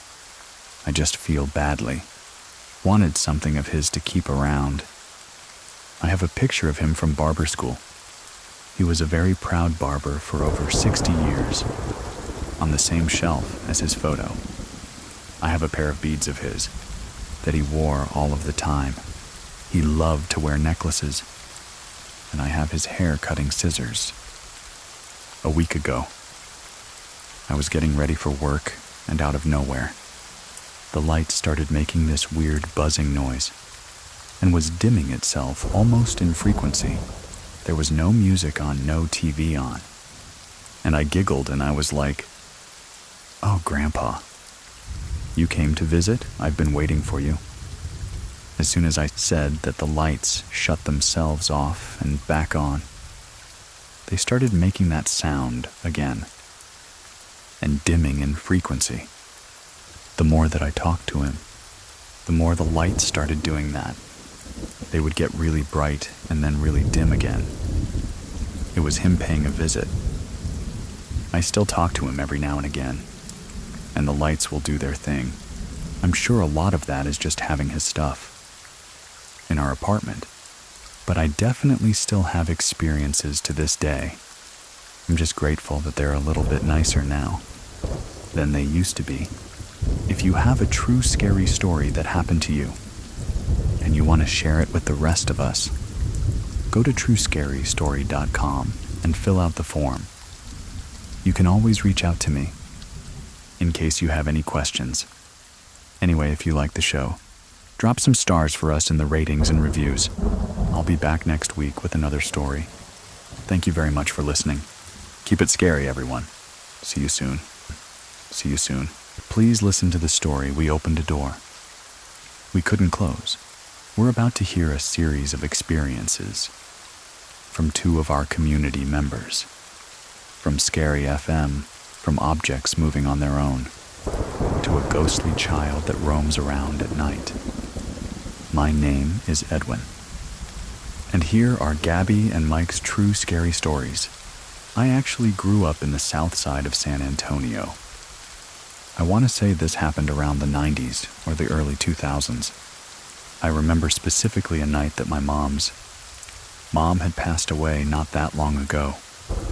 They were messing with the Ouija board, my relatives. One of my relatives asked my mom, "Hey, you want to play the Ouija board so you could talk to your mom?" My mom's like, "That's not my mom. That's not my mom." She knew very well what that game represents. She knew it was nothing good. It's like opening up a portal. We were renting this house from Maisha, which is my dad's oldest sister. Two of my uncles were drunk. Very drunk. They were sitting like towards the end of the yard. The dogs went barking like towards the driveway. And then like they came back with their tails, like in between their legs. And then like one of my deals was crashed out. And my other deal saw a lady coming through the driveway. The lady just kept walking. We had a large pecan tree for our house, and we had like a little cement sidewalk. And it was like a piece of slab of concrete, like behind our house, and she like disappeared there. And like he was asking her questions like, "Senora Al, you know, nothing, nada." My sister, she saw a white lady with a white dress. In the hallway of our house, they saw like a lady in the porch sweeping. My grandma, my mom's mom, she was a white lady with white hair, and she was wearing like a specific nightgown that she would wear. I remember they literally saw her on the porch, back porch sweeping.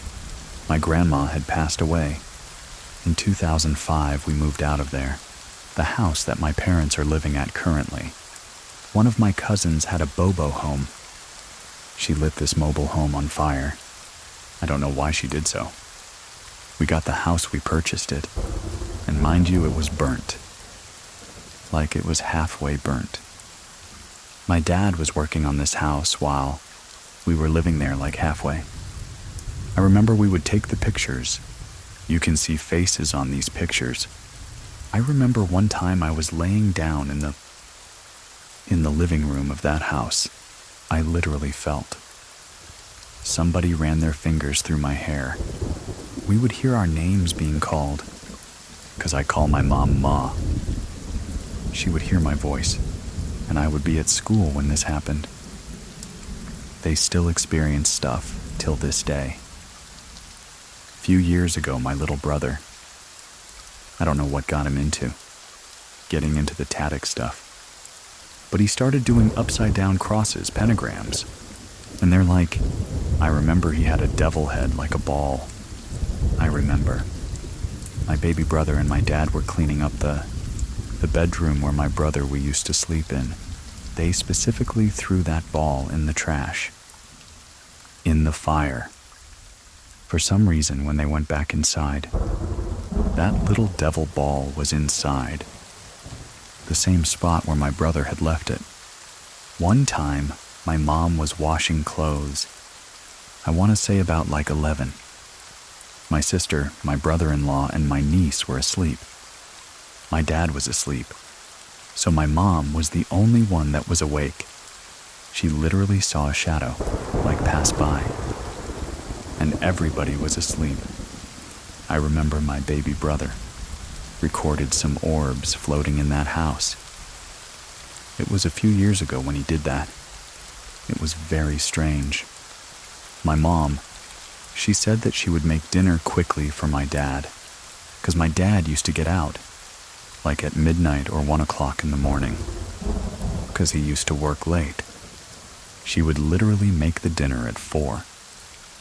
As soon as it hits 5, she goes into her bedroom and she locks herself in, because she did not want to be in the kitchen, by herself. One time, my dad and my brother-in-law were coming home from work. My sister, my mom, and my niece were in the kitchen. My dad was coming inside, and he said that he heard like an evil laughter, like very ugly. My dad goes, "It can consider your tan feel. What's he can? Who laughs so ugly like that? Who laughed?" My dad's like, you could hear like an ugly laughter. Mind you, my dad's a skeptic. He does not believe in stuff like that. My tia and my tio live in a mobile home. Apparently. It used to be like an Indian burial ground there. This was like a bad situation that happened in like my dad's side of the family. The kids were taken away, so it was my mom, my dad, my tia, my tio, my cousin. My dad literally heard a baby crying. But it wasn't like a crying, like sad, no. It was like a crying what? They take something away from them. Like you literally heard that coming from a bedroom. My baby brother, he said that. He had spent the night there with my cousin, because they used to hang out all the time. And my baby brother said that everybody went to sleep, and he was the only one that was awake. I think they were playing a video game. I don't remember, but he literally heard somebody say, "The one that has scared me the most is here. Is the one. I'm living here because I live with my in-laws. I was a part of, I want to say 7.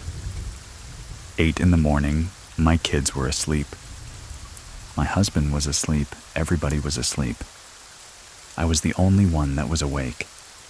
So I make myself my morning coffee watching TV. I specifically heard footsteps, like coming from the hallway. I was like waiting for one of my kids to come out of the bedroom. Nothing. Nobody. what my husband said that the nephew of his had saw, like a shadow. 'Cause my mother-in-law, she has pictures of my nieces on the wall, like up from their quinceanera. He saw like a shadow go by those pictures, from one end to the other end of the pictures, which very, very weird. I also saw a shadow person here. I was washing the dishes from like the corner of my eye. I literally saw like a shadow like go to the hallway. I went to go peek nothing. I asked my husband, I'm like, have y'all done like the research of this house? I'm gonna try to get my husband just to tell his stories. Mike and Gabby were both present during the recording for this story. And up next, Mike is going to share some of his own experiences. We've been here for like since early 90s, and I think this house was built like sometime in the mid to late 80s, and we moved here in the early 1990s. I'll say like 91 in the previous. Owner here was just some guy who owned a motorcycle, but he was here for such a short time. I don't even know when it even started. To tell the truth, maybe in the mid to late 90s. A friend of mine and I, he would stay the night every now and then. We were playing a PlayStation 1, just being goofy or whatever. So I hopped over the couch and I went to the kitchen. Got some Kool-Aid. It was a glass cup too. So I placed it on top of the table. There was a phone book there. So I don't remember if I was on top of the phone book or if it was right next to it. I just put my glass there, hopped back over the couch. Out of nowhere, boom. We both turned around. I thought you heard that. Oh yeah, it's obvious. So I got up and I turned on the light, 'cause we had the lights off. I looked around. I think I put my glass on top of this book, and the book was on the floor, like the big old phone book. I was like, oh, I guess it's time to go to sleep. Let's turn off the game and go. I was in my old room and use the restroom. And the restroom is like right next to my old room. And I don't know what time. It was super early, maybe 3, 4, maybe 5. I don't know, it's still dark outside. So I'm still kind of groggy. So I'm going to the restroom. And this is when you had those like lights that, you plug into the on the wall candlelight kind of effect. I reached for the door, and the door was creaked open already. So it opened up just a little bit more, and I was like, nope. I just turned around, went back to sleep, held it till like sunlight showed up. I would say this was probably around high school times, and my brother was sleeping in the living room. I went to go restroom or whatever. My brother was hiding in the kitchen, like crouched down. Goes, hey, Mike. I was like, oh, what are you doing there, man? He's like, something is hitting the glass on the window. At that time, we had like a past the backyard. There was like a small, dense foresty like section of the field. I guess because there was like the main road behind or in front of that. Now, they've built like an Arby's or something right there. But a long time ago, there was like this creepy forest-like area. It's so small, but like when you go in there, it's so dense that it gets dark in there. It's like so weird. So anyways, talking about like somebody throwing rocks or something, tapping his glass, I'm like, what are you talking about? And then I heard it, and then now I squatted down. We're both squatting down, like looking at this window like, and I had a dog in the backyard and he's like, not even barking or nothing. I was like, I don't know what that was. I was like, okay, I'm gonna go lay back down. You're on your own. So he's like, man, that's messed up. When our kids were real small, we would always get balloons, and I I've always hated balloons. So we always had ceiling fans on all the time, and these balloons would always get tangled up. So another reason why I hated them, because I had to untangle the balloons from the ceiling fans. So one morning, my son, he wanted to have the balloons in the room. We're like, no, because we have a ceiling fan in there, but I kept them in the hallway. So the next morning, I was in the kitchen. How it looked out, the layout would be like our room is at the very end. Then, like the hallway, so we have to go to that hallway. And then it attaches to the living room, and then the living room attached to the kitchen. When you're sitting against the wall where I was at, I could see the hallway a little bit to my left, and the kitchen would be just straight ahead. And then, further down, would be another room, which we called the cuckoo room growing up, because it was always the dark room that now we converted it to like a music room, computer room, which one I'm sitting in right now. But this used to be the cuckoo room. So these balloons, we had them in the hallway, and I'm sitting in the kitchen. And one balloon was just kind of like coasting. And I see it, I was like, what? I could see it like, moving just one balloon. Hey, it's coming out here.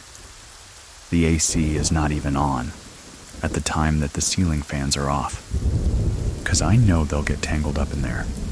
And this is when the balloons were like, kind of like not full, so they're not to the ceiling, and it wasn't depleted too much, but it was like at about half your height. And I'm just looking at it, I'm like, if it's gonna come to me, that's really weird. It was like just coasting. Coasting comes out of the hallway. There's like a slow turn coming kind of towards me, and I'm just like spooning my cereal in my hand or something. I'm like looking at it. It just kind of coasted to the Kokuryu room door and just stopped there. Gabby was talking to me and I was looking at her. It was also in the kitchen. And I saw somebody walking in the backyard. And I was like, what was that? And she was like, what? Screaming at me. I just bolted past by her, opened the back sliding door, and I ran outside. There was somebody just walking here.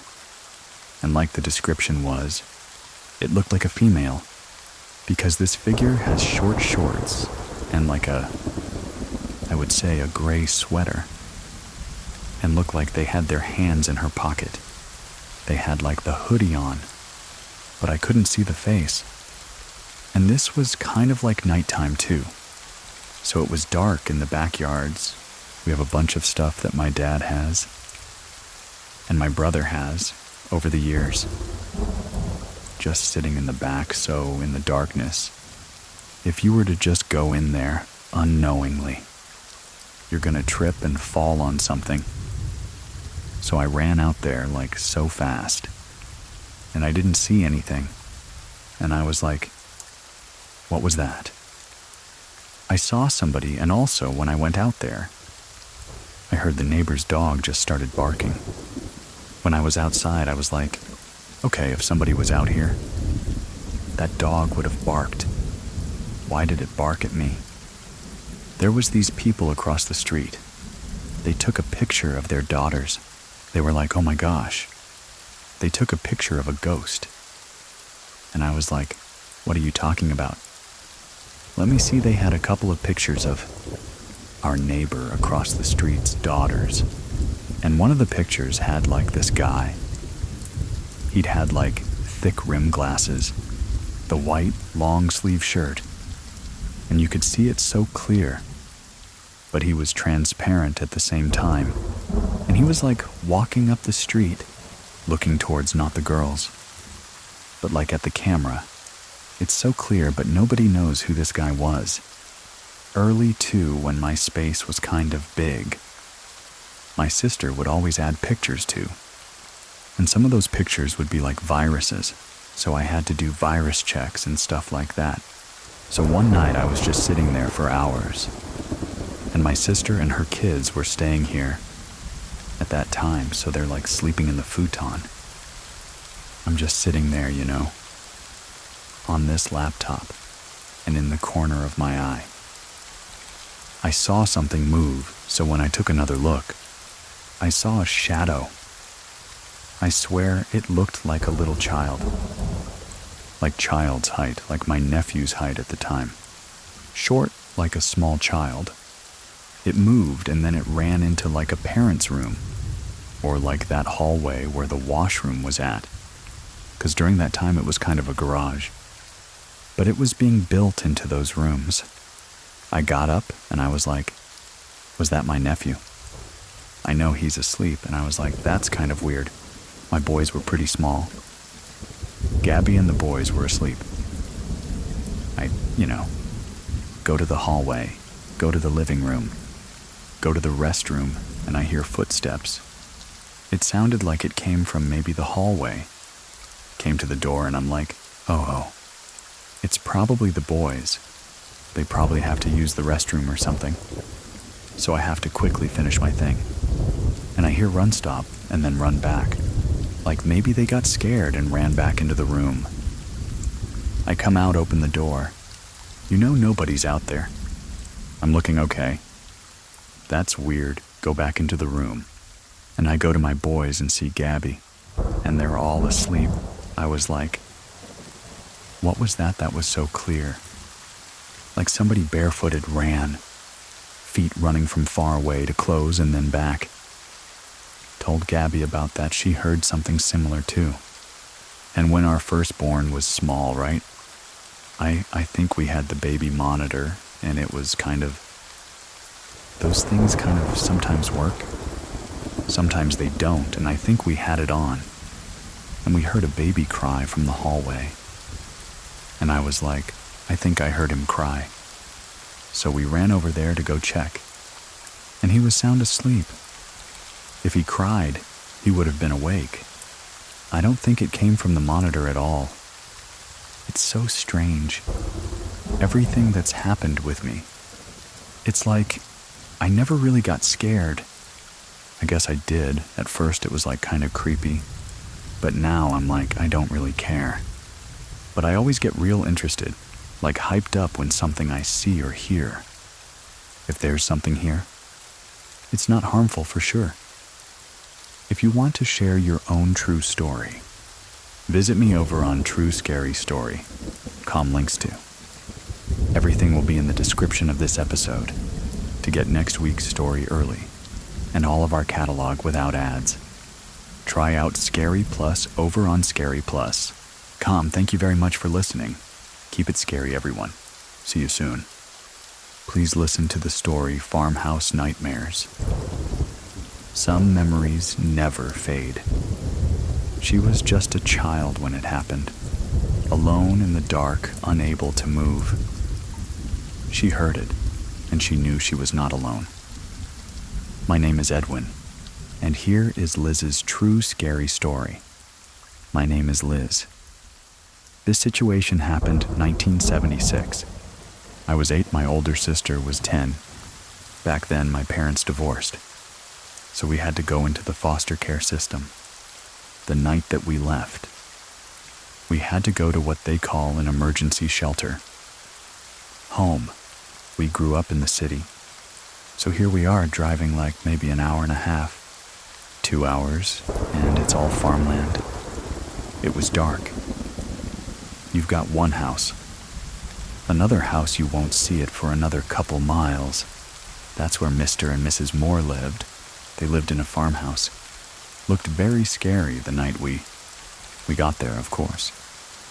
But as the days and weeks and months went by, we actually really enjoyed ourselves there during the day. It was nice because they had horses and they had chickens, and we played outside. Every night Mrs. Moore would say goodnight to us, and then she would close her bedroom door and, she would go to her room.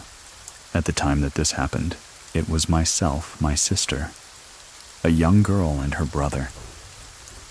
The 3 of us girls shared a big bedroom, and the young boy was in another room. So it's a 2-story farmhouse, and you go up the steps, Straight ahead was her room. So you open the door, and to the right is where the young girl would sleep. Then, to the left would be my bed to the left, and my sister's bed on the right, with a window in the middle against that wall. That night, I don't know why I felt just unease. I couldn't sleep. And when I think about it now, I think, did I sense something? My head is turned to the right with my left ear exposed, meaning I didn't have the sheets over my face or anything. I couldn't sleep, but I had my eyes closed. And then, all of a sudden, I see the shadow, but look to be of a man come in the room, come straight and then turn left, coming either to my sister's side or my side. I can see that, but yet my eyes are closed, and I know I was not sleeping.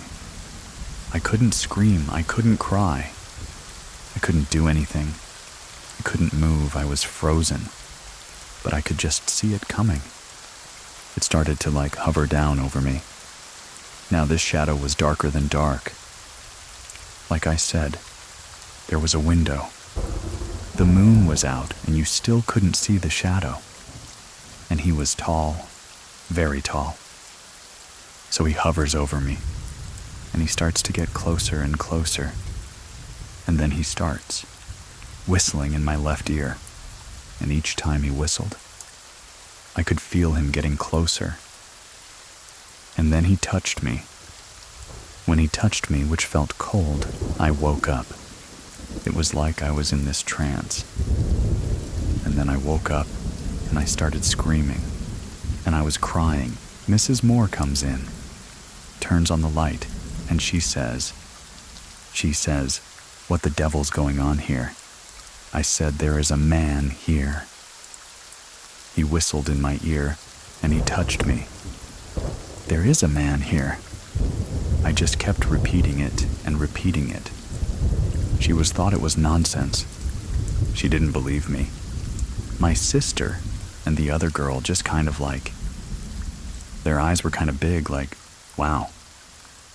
You know what's going on? She said, "I'll go to bed. Enough of this nonsense." And she said, "And who opened the door?" And I said, "He did. He opened the door." Still, she didn't believe me. So she closed the door and she went back in her room. Of course she turned off the light. And my sister says to me, "Liz," she says, "I believe you because I think it came to me first." I'm crying and I wiping the tears off my eyes. And I said, "Well, why didn't you say something?" And she said, "Well, I didn't think anybody was going to believe me." She tells me that she sees the shadow, and she, too, said it looked like a man, a very tall man. It's coming towards her, which is weird because I can see it coming towards me. And she said she was holding on to her sheets, and she wanted to cover her face because it was starting to hover down over her.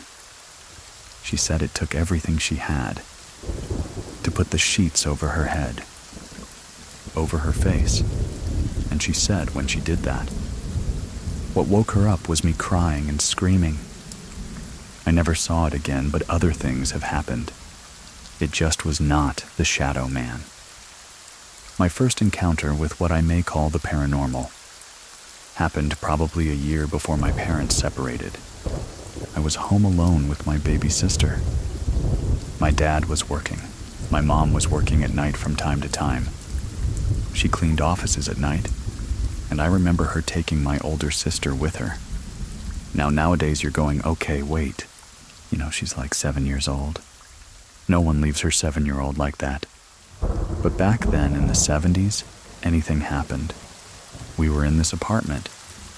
And just to kind of give you a visual, there was a living room. Then there was a small little dining. And right across from it was a kitchen. And then, straight ahead, To the left was my parents' bedroom. Then down the hall was our bedroom, and the three of us shared it. That night, I'm sitting in the living room. The couch was on one side of the wall, and I was watching TV kind of like sideways. Sitting on that couch, and my sister was on the floor. She was playing. I think I might have had like a blanket on the carpet for her. I needed to get her a diaper. I got up, and I went straight down the hallway into our room, opened the door, and as soon as I opened the door, to the right of that room is our closet. And when I opened the door and turned on the light, that closet door was like shaking. It was like trembling like. And I'm looking at it, I'm scared. Of course you know. I'm 7 years old. I'm scared. And I quickly go straight to my sister's crib, grab a diaper, close the door, didn't turn off the light, nothing. I just closed the door and I ran back in the living room. Of course I'm starting to cry a little. I changed her diaper. And I'm sitting there, and I can recall watching the Sonny and Cher show. And I'm sitting there watching that, and trying not to think about what I just saw. Just praying that my mom would hurry up and come home.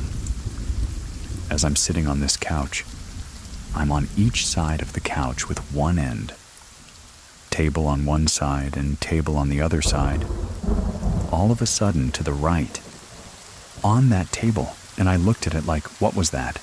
Then, all of a sudden, to the left, the end table on the left side of the couch, it knocks again.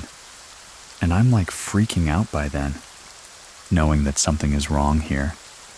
And all of a sudden, it starts knocking underneath the couch. I jumped off and I got on the floor, started tearing, but I don't think I was crying, like out loud, because I didn't want to scare my baby sister. When my mom finally comes home with my older sister, as soon as she opens the door, I run to her and I'm crying, and she's saying to me in Spanish. She says, "Mijita, ¿qué te pasa?" which is honey. What's wrong? I started telling her. The closet door in the bedroom was shaking. This table was knocking.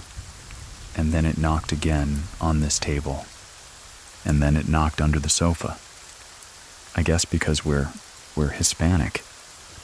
And we have that background of beliefs in the paranormal. And all these other things. And the thing she asks is how many knocks. And I'm looking at her, and I'm like 3. 3 on this table, 3 on that table, and 3 under the couch. And then she proceeds to tell me, which now when you think about it, it's like, okay, why would you tell me that? Mom, at like 7 years old. And she said, well, that's the devil. Thinking back on that, with knowledge I have of some things, that's mocking the Holy Trinity. So you know when you're 7 years old, you're not going to make up a story of 3 knocks each. And that was the first time that an encounter of, for me, I call it evil. I call it evil. I've had many evil encounters, but I've had other types of paranormal encounters. Just maybe not necessarily all bad. That one, though, was bad. The next story would be when we left Mr. and Mrs. Moore's house and found like a permanent foster home. We actually stayed the most with Mrs. Moore's best friend, Mrs. Clark. She was a widow. Her husband was the local pastor, who had passed away long time ago. We came to love her and her huge family. I mean, she had like 7 grandkids, grown kids, and she did open her home to other foster kids, not just me and my sister. And my sister, again, is my older sister. My younger sister stayed with my mom. I think we may have had a 4th of July party. We had to walk down this road, very dark road again. It's that same road, it's dark. It's farmland. And we were walking. Maybe there's about maybe 10 of us, towards what I call like a fork in the road, because half of those kids lived on the other side of that road. And in this fork of the road is where our church was, our Baptist church. And there's a graveyard next to it. And these other kids that needed to go to the other side of the road, all they had to do was just kind of like walk in the grass of the church to go to the other side, so they did that. The rest of us stayed on our side. We said our goodbyes, and then all of a sudden, someone said, "Look, what is that?" We all looked, and he was pointing at the sign where it has, like the church services. But it was a pretty big sign because there was still a lot of room for it, just being like concrete. The sign did not cover all of that, but he was pointing at that. As soon as I looked and my sister looked, and I can only speak for the two of us, we saw this shadow, and the shadow got bigger. And then it opened up what I call like wings. What we saw, these two red eyes, we all screamed, and we just ran. The kids on the other side of the road were running to their house. We were running back to our house. We went home, and we told Mrs. Clark and everyone that was still there. Of course they didn't believe us, and I never saw it again. But I'd never walk at night there again either. What I think we saw may have been a Mothman. This was Pittsburgh, Maryland. The Mothman came out of West Virginia, and I'm not too far from West Virginia here. It is possible that this thing travels. And now, when I think about it, and I hear the story of Mothman, like the real stories, I think, well, maybe that is what I saw that night. Fast forward. I'm about 12 years old. We are back with my mom. So it's the four of us, my mom, my older sister, myself, and my younger sister. And we are living in a, townhouse. These were brand new townhouses. I don't know when this started, but I can tell you by the time I was 12 years old, I was trying to debunk anything that I've heard or seen or happened, or my sister says, "Hey, this happened," or my mom says something. I'm like, number. I refuse to believe this. I'm not going down that rabbit hole again. Until it happened to me. A few things that had happened, for example, to my mom. And I didn't know this until years later. In the townhouse, there's 2 floors. You walk in, there's a dining room. Then there's a kitchen, little hallway. Living room, you go up the steps. Turn right, and to the left, there's 2 bedrooms. To the right, there's a bigger bedroom. That was my mom's bedroom. And there was a shared bathroom that had 2 doors. You know, when you come in you can go in from either way. My mom told us years later that, one night, she was reading her Bible. I get the feeling she was having things happen to her. They always did, but I think things were still happening to her at that time. And she started reading the Bible more frequently. That one night, she said her bed shook. I mean, it shook. That happened to her in that bedroom. Now, years later, we all kind of switch bedrooms, and the 2 of us already shared that big bedroom. One day, my younger sister was with her best friend in our bedroom, and they were playing and stuff. And then all of a sudden, they're hearing sounds coming out of our closet. Things kind of like moving. A belt moving that was hung up. You know, wasn't like on the floor or anything like that. They ran downstairs and said, "There's something in the closet." And I was like, "The bunker." I'm like, "Now there isn't." I went upstairs. I opened the closet. I see my belt hanging and, see nothing. and I said it's all good. I ignored that. One time the three of us went to my younger sister's best friend's house. Her parents weren't there, but we went over and we watched a movie, ate popcorn and things like that. Now, Heather had a dog, so the dog was with us. We're sitting in a game room, and it was near the kitchen, but you couldn't see the kitchen from where we were sitting. I remember that when we came in and went in the kitchen, there was the local newspaper on the kitchen counter. So we're sitting in the living room, minding our own business, doing our thing. And then all of a sudden you can hear a sound of what sounded to all of us was someone picked up the newspaper and threw it on the floor. The dog looked and started barking. My sister's best friend wasn't paranormal or whatever, of course. We didn't call it that. Back then we did. We figured, okay, something's not right here. Is it following us from our house? Going back to our townhouse. I remember the one time I was in my bedroom, and my room was always very cold. Very cold. I had closed the door, and I was doing my algebra homework. A few minutes later, my mom comes up, and she tells me to leave the door open because the room is so cold, to let the heat circulate and stuff, so it would heat up my room. So she goes downstairs. She's downstairs with her boyfriend and my two sisters.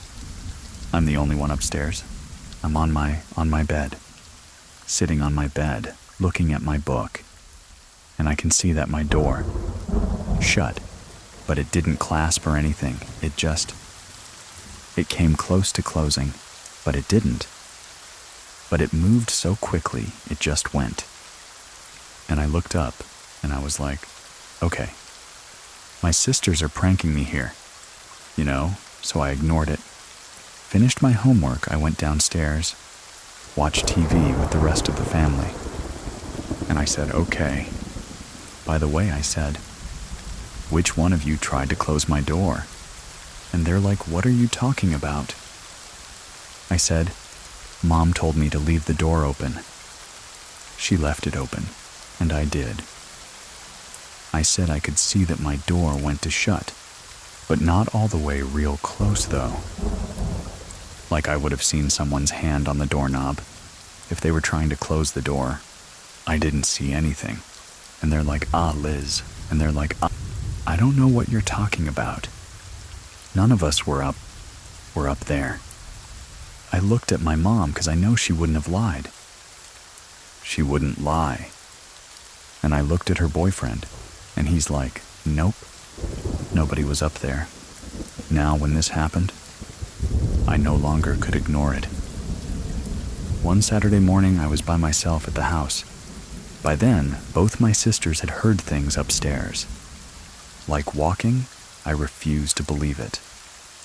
That morning, I'm in the living room, I'm watching TV, and all of a sudden I can hear footsteps upstairs. They're pacing back and forth, back and forth. I ignored it well. Then it got louder, and I could hear it come and pace from that bathroom where there's two entrances. It was going from the hallway to the bathroom, to my mom's bedroom, back to the bathroom, back to the hallway. And I finally put the TV on pause. It would stop every time I would pause. I put the volume back on. And then this time, I put the volume even louder. The footsteps got louder, louder than the volume on the TV, as if it wanted me to hear it, so I put pause again. I did that maybe about 3 times. By the 4th time, I got really mad, and I got up and I went to the hallway, turned around to the bottom of the steps, and looked up to the steps at the top, and I said, okay. I've had enough, I said. If you're here, then show yourself. I can hear the steps creaking, and I can hear each step that was being made. There was the creaking sound in, but you could hear like there were footsteps. By the time it became down like halfway, I was scared. I ran outside of the house and sat on the corner of my house, waiting for my mom and my sisters to come home. And when they came home, I told them. My sisters are like, see, we told you. There's something here. There's something here. I believed them after that. Fast forward. My older cousin, actually, his name is Edwin. He always liked coming over and hanging out with us, and his aunt, my mom, if I was 12, Edwin may have been, I don't know, a junior in high school maybe. He came over our house and he stayed there. We went out when we came home. It was nighttime. The lights all over the house were on. You can see it from the outside. You can see the kitchen light. You can see the hallway light. And we saw the lights, and we're like, why does everyone have all the lights on? And then we kind of like looked at each other. Not my mom, but us sisters. And we're like, I bet something happened. So as soon as we come up the steps outside, he opens the door and he's holding a bat. And he says to my mom in Spanish, he says, you have something here. There's something here. It keeps walking. We're like, yep, okay. That definitely confirms there's something there. We even had our neighbor 2 doors down. He came over one night. He was there by himself. We had gone out, and when we came home, Butch tells my mom, and we're standing there. We can hear him. He says, there's something in this house. He proceeds to say that you know. He's hearing footsteps. When you're talking me, my 2 sisters, my cousin, and our neighbor, that's 5 people that have heard things in that house. So, I mean, at some point we all moved. You know, we got older and we moved and all that. And I was glad to get out of the house. That house really creeped me out. But it was a brand new townhouse. I find out later that my mom had sought some help. Not sure whether it was what I call some sort of voodoo person, some sort of witch person. I don't know, but something like that. What she was told was it was her, that something was following her. You know, at that time I believed it, and I got mad. I'm like, it's your fault. You know it's following us. But quite honestly, you know, like I said, I'm 56 years old and I still have things that happen. Not to that degree, but things that you're thinking, okay, well, did I just hear my son's voice? Or did I hear someone just call me that sort of thing? But not every situation of the paranormal is bad. There's good things, and there's bad things. If there's a story that you want to share with the rest of us, head on over to TrueScaryStory.com and fill out the form to not miss out on the next week's story. Make sure you're following the show. Thank you very much for listening. Keep it scary, everyone. See you soon. Please listen to the story, The Smiling Man from the Woods. We didn't even have time to crouch back down. I mean, we both just kind of had our hands out, like we were bracing ourselves for whatever this was, to come hurtling into this cabin and find us. Some places hold memories, and others hold something much darker. What started as an innocent adventure into the woods led to an encounter that would haunt Mallory for years. A silent figure, impossible movements, and a smile that should have never been seen. This is a story of what she found and what found her. My name is Edwin, and here is Mallory's true scary story. My great-grandmother, Cece, died on Valentine's Day in 2001.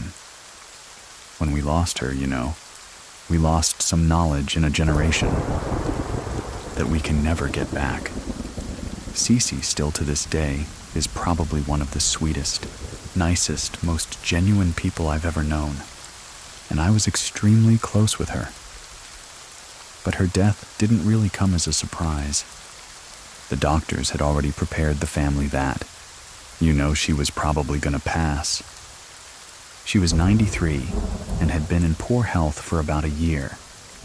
She had 5 children, one of them being my grandfather on my dad's side. None of them wanted her property. They decided to sell but my dad. He could not imagine this property, not being in the family anymore. So he decided to buy it. They put up a really big fight. They did not want to sell it to him or the family. For my dad, this is really upsetting. So he fought really hard for it, and finally they decided to sell.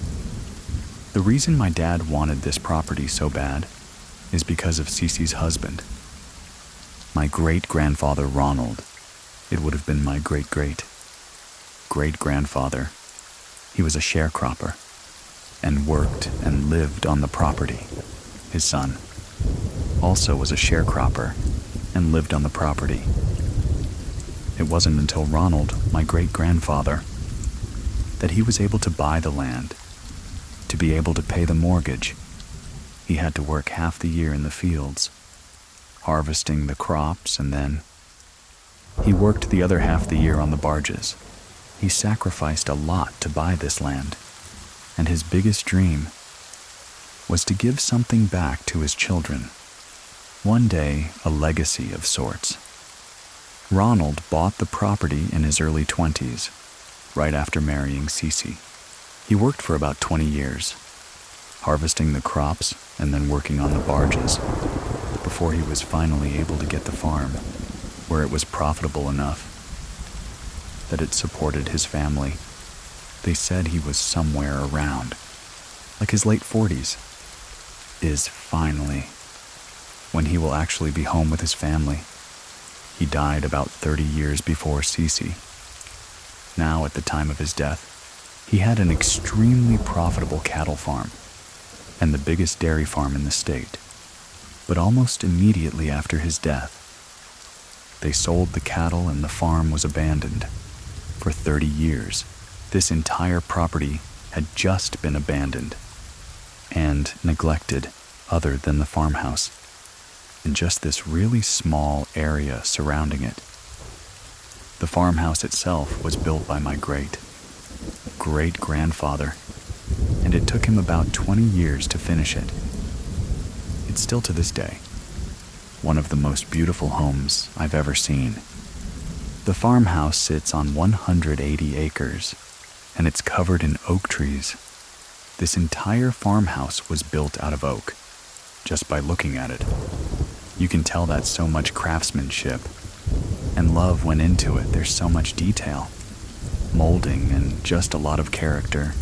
It's a very rural farm town, so the closest neighbor from the farmhouse is like 4 miles down the road. So when I would visit Cece, she really only had one rule, and that was, do not leave the yard.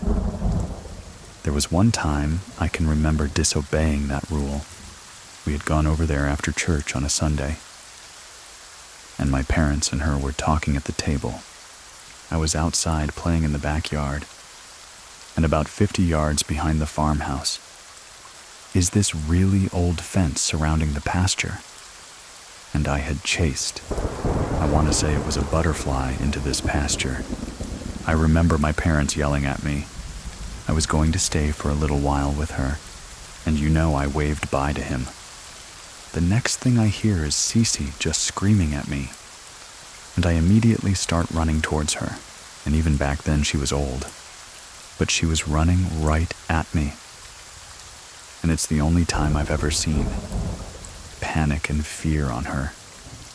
I had never seen her like that before, and at the time I kind of took it as she was just this overly cautious grandmother. I loved and respected her so much, and I had never seen her that way, that I always obeyed her, and I never again wandered outside of that yard.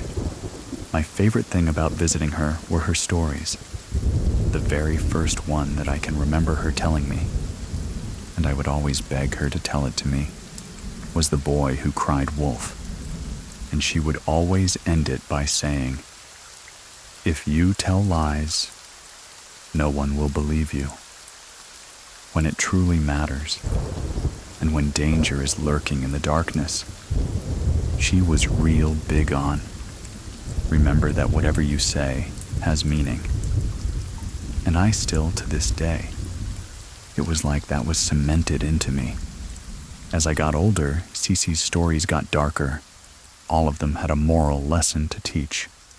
And looking back on it, I really want to say, the biggest lesson she was trying to teach me was to be honest, brave, kind, but most prevalent. To listen to the wisdom and warnings of your elders that day that I wandered into the pasture, a place that I had explicitly been told not to go. I was more concerned with how erratic and frantic her behavior was. I didn't really think about what she was saying to me. In that moment, she was saying, "Do you know what could have happened to you? I told you to never go past that fence. You have no idea what's out there. If he finds you, you'll wish you wouldn't have been so foolish." Years later, those words came back to me, and I realized she knew exactly what was out there and was trying her hardest to protect me from that evil. And it's honestly where this whole story begins. It was in May of 2001, 3 months after her death.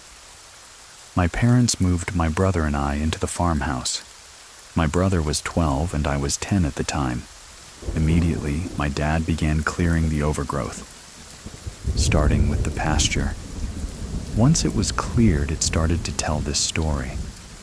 Scattered all across the pasture were tractors, large farming equipment, harvesting equipment, and it was like whoever had last used it stopped whatever work they were doing, walked away, and never came back. Later, we found out exactly what happened. At the very back of the pasture was a large 3-story barn, which still to this day is the biggest barn I've ever seen. The 3rd floor there was a small dwelling that's actually where my great-grandfather had lived with his wife and son while they were building the farmhouse. Directly behind the barn on the other side of the fence, there was this really large pond that was full of catfish and other fish. Surrounding that pond were just woods before the land was abandoned. Those woods were actually land that the cattle had used for grazing, so the woods were smaller, but they had a ton of overgrowth. So it was in August. We were getting ready to start back school. My dad had finally worked his way back to the woods behind the pond, and he had cleared them enough that my brother and I were able to finally walk through them and explore a little bit. At the very back of those woods, there was this huge, very wide, and deep ditch that cut the property completely in half. And on the other side there were just more fields that were surrounded by more woods. We told our dad about the ditch, and he was like, "Actually, your great-grandfather built a bridge that allowed him to cross over into the back fields with his tractors and equipment when he was harvesting." And it was a few days later. He drove us back there and was just showing us the property. He pointed to the very back tree line behind these fields, and he said that when he bought the place, he was told there was a fence in those woods that marked our property line. All summer, we had played in that barn, explored it, fished. We had a lot of fun, so we're like, yeah, we're gonna go find that fence. My dad had bought a 4-wheeler, just so he could get around on the property easier. With all the work that had to be done, he had given us permission to drive it. So we drove it back one day to the back tree line, and immediately we realized there was no way we were going to make it. into those trees, into the woods with the four-wheeler. It was just too overgrown. We parked in the middle of the field, right at the tree line, and went on foot. We walked a pretty long distance, I would say at least 20 minutes, before we finally found the fence. And it was halfway lying down, due to a lot of overgrowth limbs, things like that had fallen onto it, about 20 feet on the other side.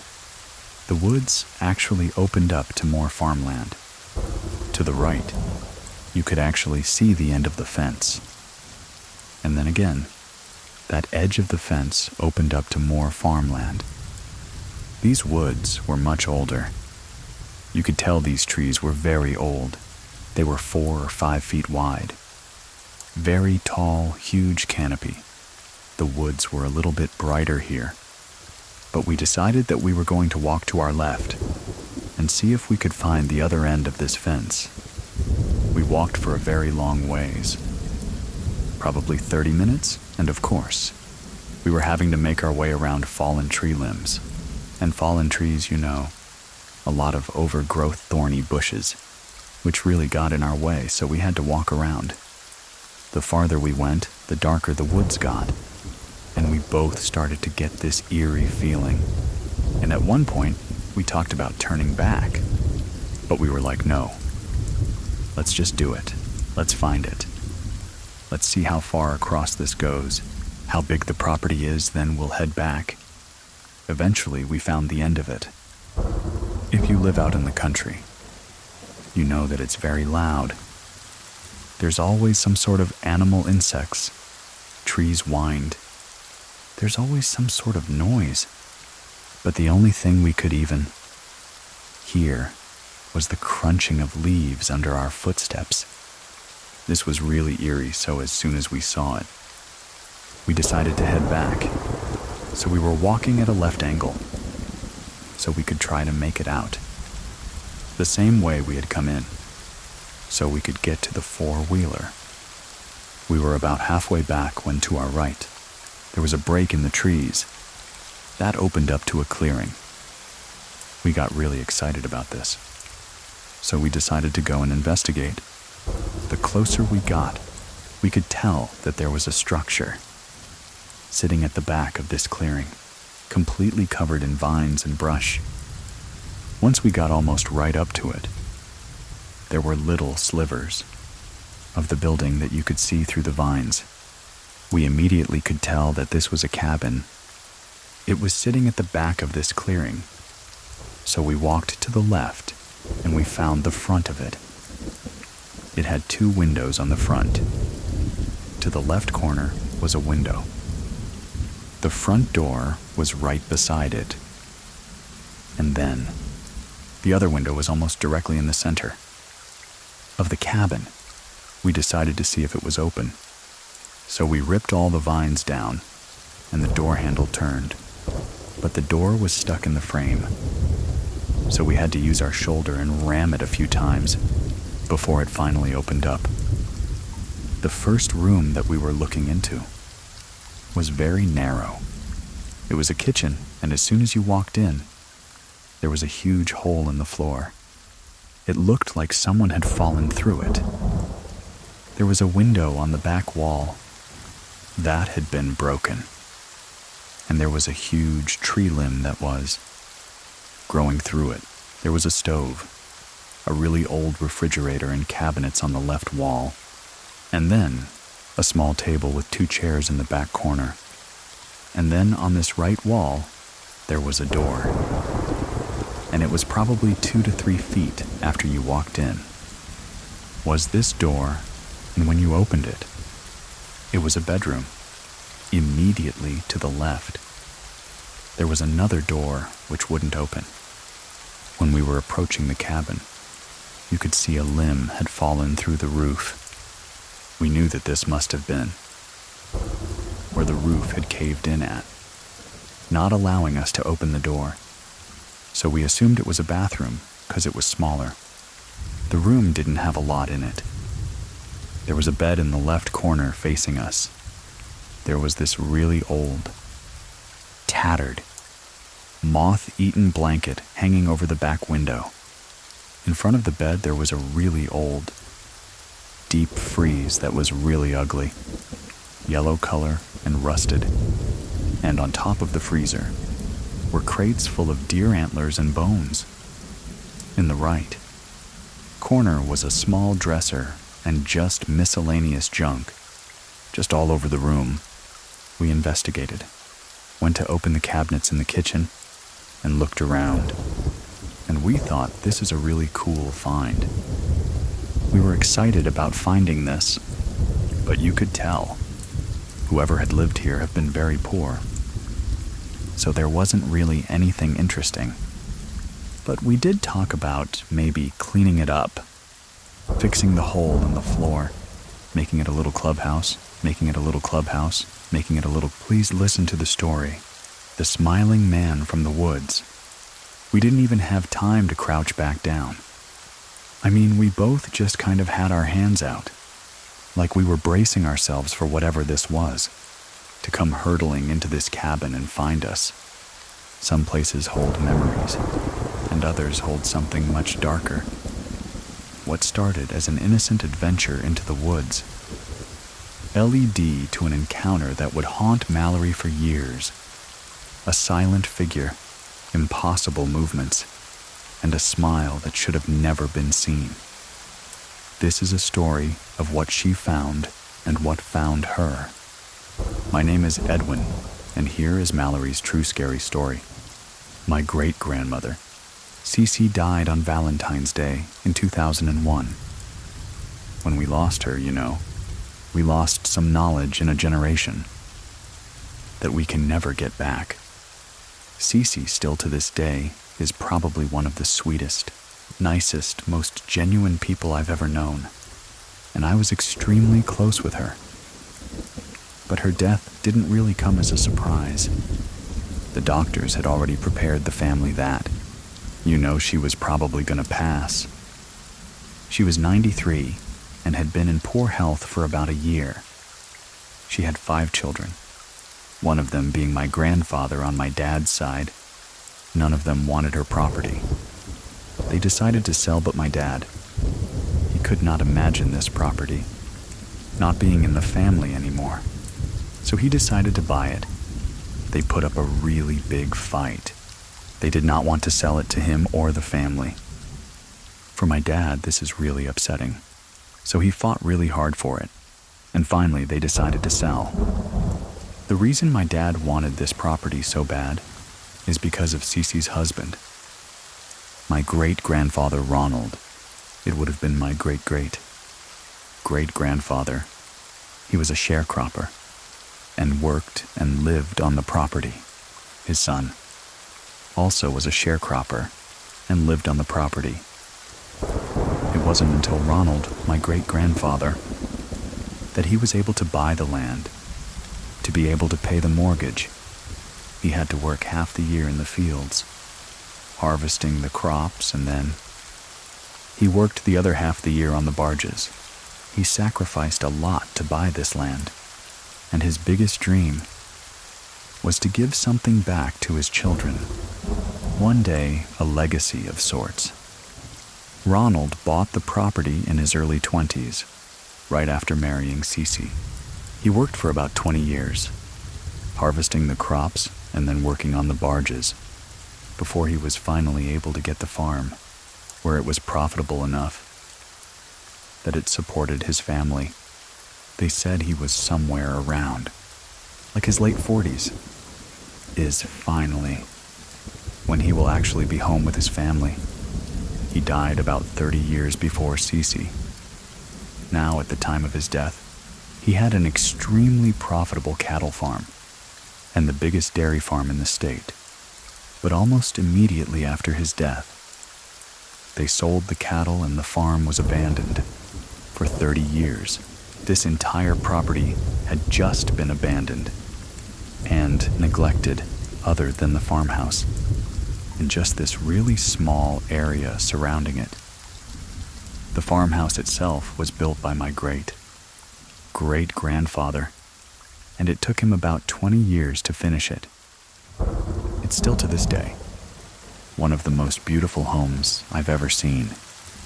The farmhouse sits on 180 acres, and it's covered in oak trees. This entire farmhouse was built out of oak. Just by looking at it, you can tell that so much craftsmanship and love went into it. There's so much detail, molding, and just a lot of character. It's a very rural farm town, so the closest neighbor from the farmhouse is like 4 miles down the road. So when I would visit Cece, she really only had one rule, and that was, do not leave the yard. There was one time I can remember disobeying that rule. We had gone over there after church on a Sunday, and my parents and her were talking at the table. I was outside playing in the backyard, and about 50 yards behind the farmhouse is this really old fence surrounding the pasture. And I had chased, I want to say it was a butterfly, into this pasture. I remember my parents yelling at me. I was going to stay for a little while with her, and I waved bye to him. The next thing I hear is Cece just screaming at me, and I immediately start running towards her. And even back then she was old, but she was running right at me. And it's the only time I've ever seen panic and fear on her. I had never seen her like that before, and at the time I kind of took it as she was just this overly cautious grandmother.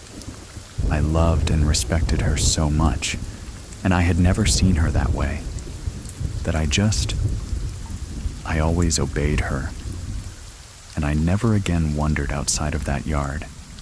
My favorite thing about visiting her were her stories.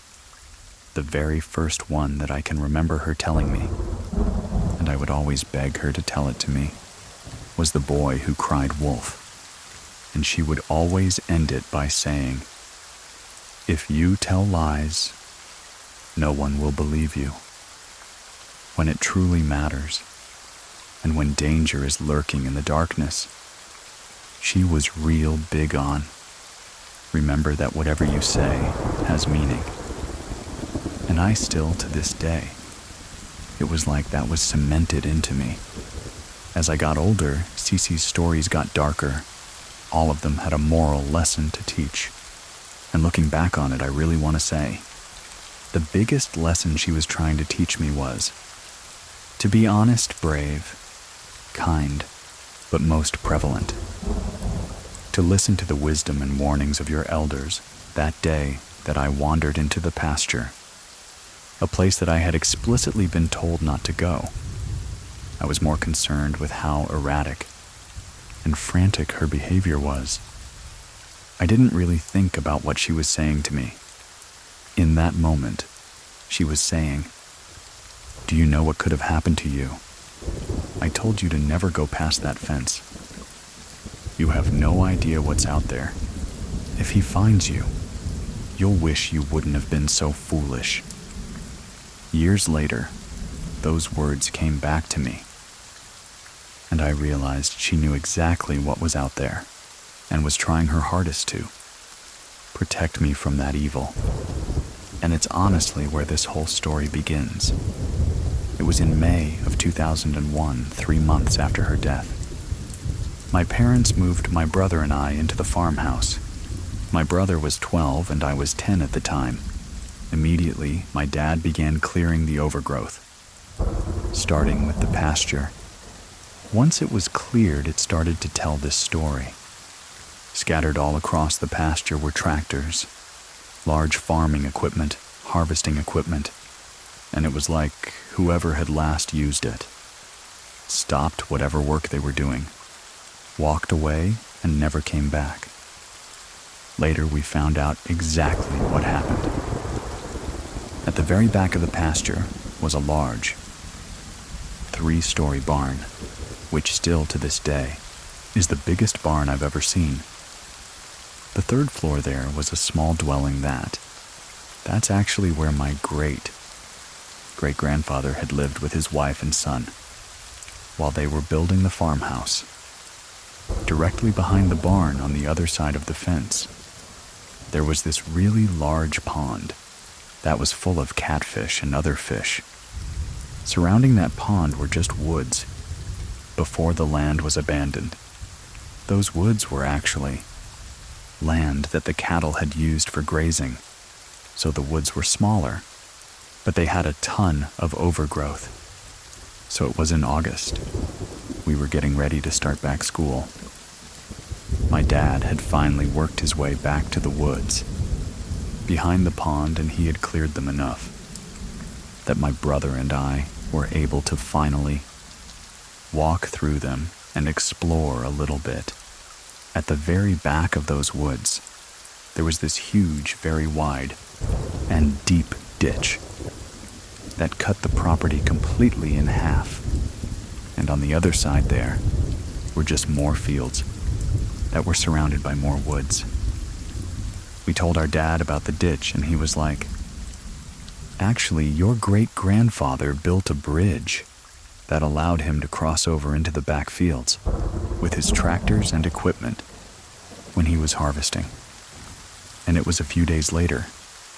He drove us back there and was just showing us the property. He pointed to the very back tree line behind these fields, and he said that when he bought the place, he was told there was a fence in those woods that marked our property line. All summer, we had played in that barn, explored it, fished. We had a lot of fun, so we're like, yeah, we're gonna go find that fence. My dad had bought a four-wheeler, just so he could get around on the property easier, with all the work that had to be done. He had given us permission to drive it. So we drove it back one day to the back tree line, and immediately we realized there was no way we were going to make it into those trees, into the woods with the four-wheeler. It was just too overgrown. We parked in the middle of the field, right at the tree line, and went on foot. We walked a pretty long distance, I would say at least 20 minutes, before we finally found the fence. And it was halfway lying down due to a lot of overgrowth limbs, things like that had fallen onto it, about 20 feet on the other side. The woods actually opened up to more farmland. To the right, you could actually see the end of the fence. And then again, that edge of the fence opened up to more farmland. These woods were much older. You could tell these trees were very old. They were 4 or 5 feet wide. Very tall, huge canopy. The woods were a little bit brighter here. But we decided that we were going to walk to our left and see if we could find the other end of this fence. We walked for a very long ways, probably 30 minutes, and of course, we were having to make our way around fallen tree limbs. And fallen trees, you know, a lot of overgrowth thorny bushes, which really got in our way, so we had to walk around. The farther we went, the darker the woods got, and we both started to get this eerie feeling. And at one point, we talked about turning back, but we were like, no, let's just do it. Let's find it. Let's see how far across this goes, how big the property is, then we'll head back. Eventually, we found the end of it. If you live out in the country, you know that it's very loud. There's always some sort of animal, insects. Trees whined. There's always some sort of noise. But the only thing we could even hear was the crunching of leaves under our footsteps. This was really eerie, so as soon as we saw it, we decided to head back. So we were walking at a left angle, so we could try to make it out the same way we had come in, so we could get to the four-wheeler. We were about halfway back when, to our right, there was a break in the trees. That opened up to a clearing. We got really excited about this, so we decided to go and investigate. The closer we got, we could tell that there was a structure sitting at the back of this clearing, completely covered in vines and brush. Once we got almost right up to it, there were little slivers of the building that you could see through the vines. We immediately could tell that this was a cabin It was sitting at the back of this clearing, so we walked to the left and we found the front of it. It had 2 windows on the front. To the left corner was a window. The front door was right beside it. And then, the other window was almost directly in the center of the cabin. We decided to see if it was open. So we ripped all the vines down, and the door handle turned. But the door was stuck in the frame. So we had to use our shoulder and ram it a few times before it finally opened up. The first room that we were looking into was very narrow. It was a kitchen, and as soon as you walked in, there was a huge hole in the floor. It looked like someone had fallen through it. There was a window on the back wall. That had been broken. And there was a huge tree limb that was growing through it. There was a stove, a really old refrigerator and cabinets on the left wall, and then a small table with 2 chairs in the back corner. And then on this right wall, there was a door. And it was probably 2 to 3 feet after you walked in. Was this door, and when you opened it, it was a bedroom. Immediately to the left, there was another door which wouldn't open. When we were approaching the cabin, you could see a limb had fallen through the roof. We knew that this must have been where the roof had caved in at, not allowing us to open the door. So we assumed it was a bathroom because it was smaller. The room didn't have a lot in it. There was a bed in the left corner facing us. There was this really old, tattered, moth-eaten blanket hanging over the back window. In front of the bed there was a really old, deep freeze that was really ugly, yellow color and rusted. And on top of the freezer were crates full of deer antlers and bones. In the right corner was a small dresser and just miscellaneous junk, just all over the room. We investigated, went to open the cabinets in the kitchen, and looked around. And we thought this is a really cool find. We were excited about finding this, but you could tell whoever had lived here had been very poor. So there wasn't really anything interesting. But we did talk about maybe cleaning it up, fixing the hole in the floor, making it a little clubhouse, making it a little clubhouse, making it a little... Please listen to the story. The smiling man from the woods. We didn't even have time to crouch back down. I mean, we both just kind of had our hands out, like we were bracing ourselves for whatever this was, to come hurtling into this cabin and find us. Some places hold memories, and others hold something much darker. What started as an innocent adventure into the woods led to an encounter that would haunt Mallory for years. A silent figure, impossible movements, and a smile that should have never been seen. This is a story of what she found and what found her. My name is Edwin, and here is Mallory's true scary story.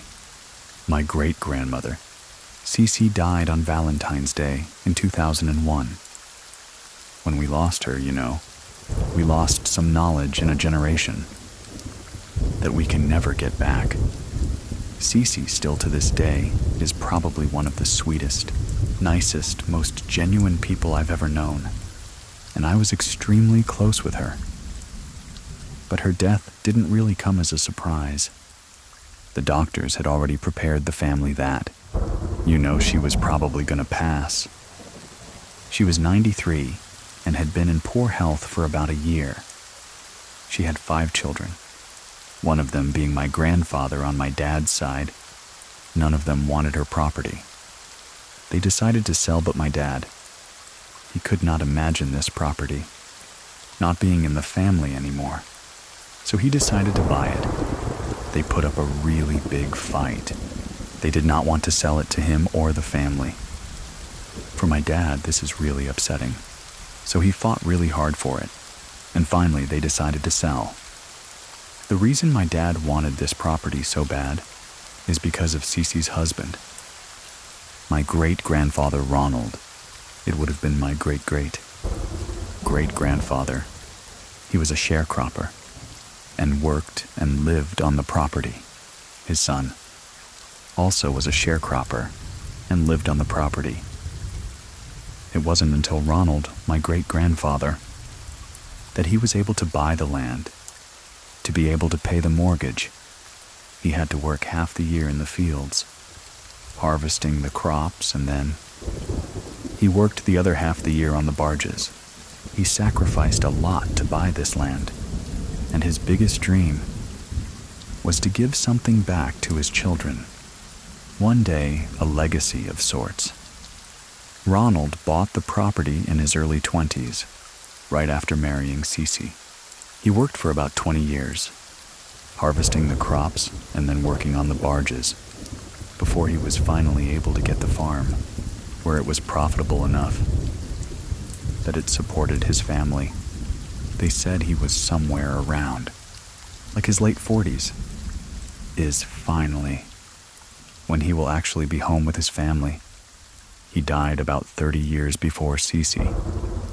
Now, at the time of his death, he had an extremely profitable cattle farm and the biggest dairy farm in the state. But almost immediately after his death, they sold the cattle and the farm was abandoned. For 30 years, this entire property had just been abandoned and neglected, other than the farmhouse, and just this really small area surrounding it. The farmhouse itself was built by my great-grandfather, and it took him about 20 years to finish it. It's still to this day one of the most beautiful homes I've ever seen.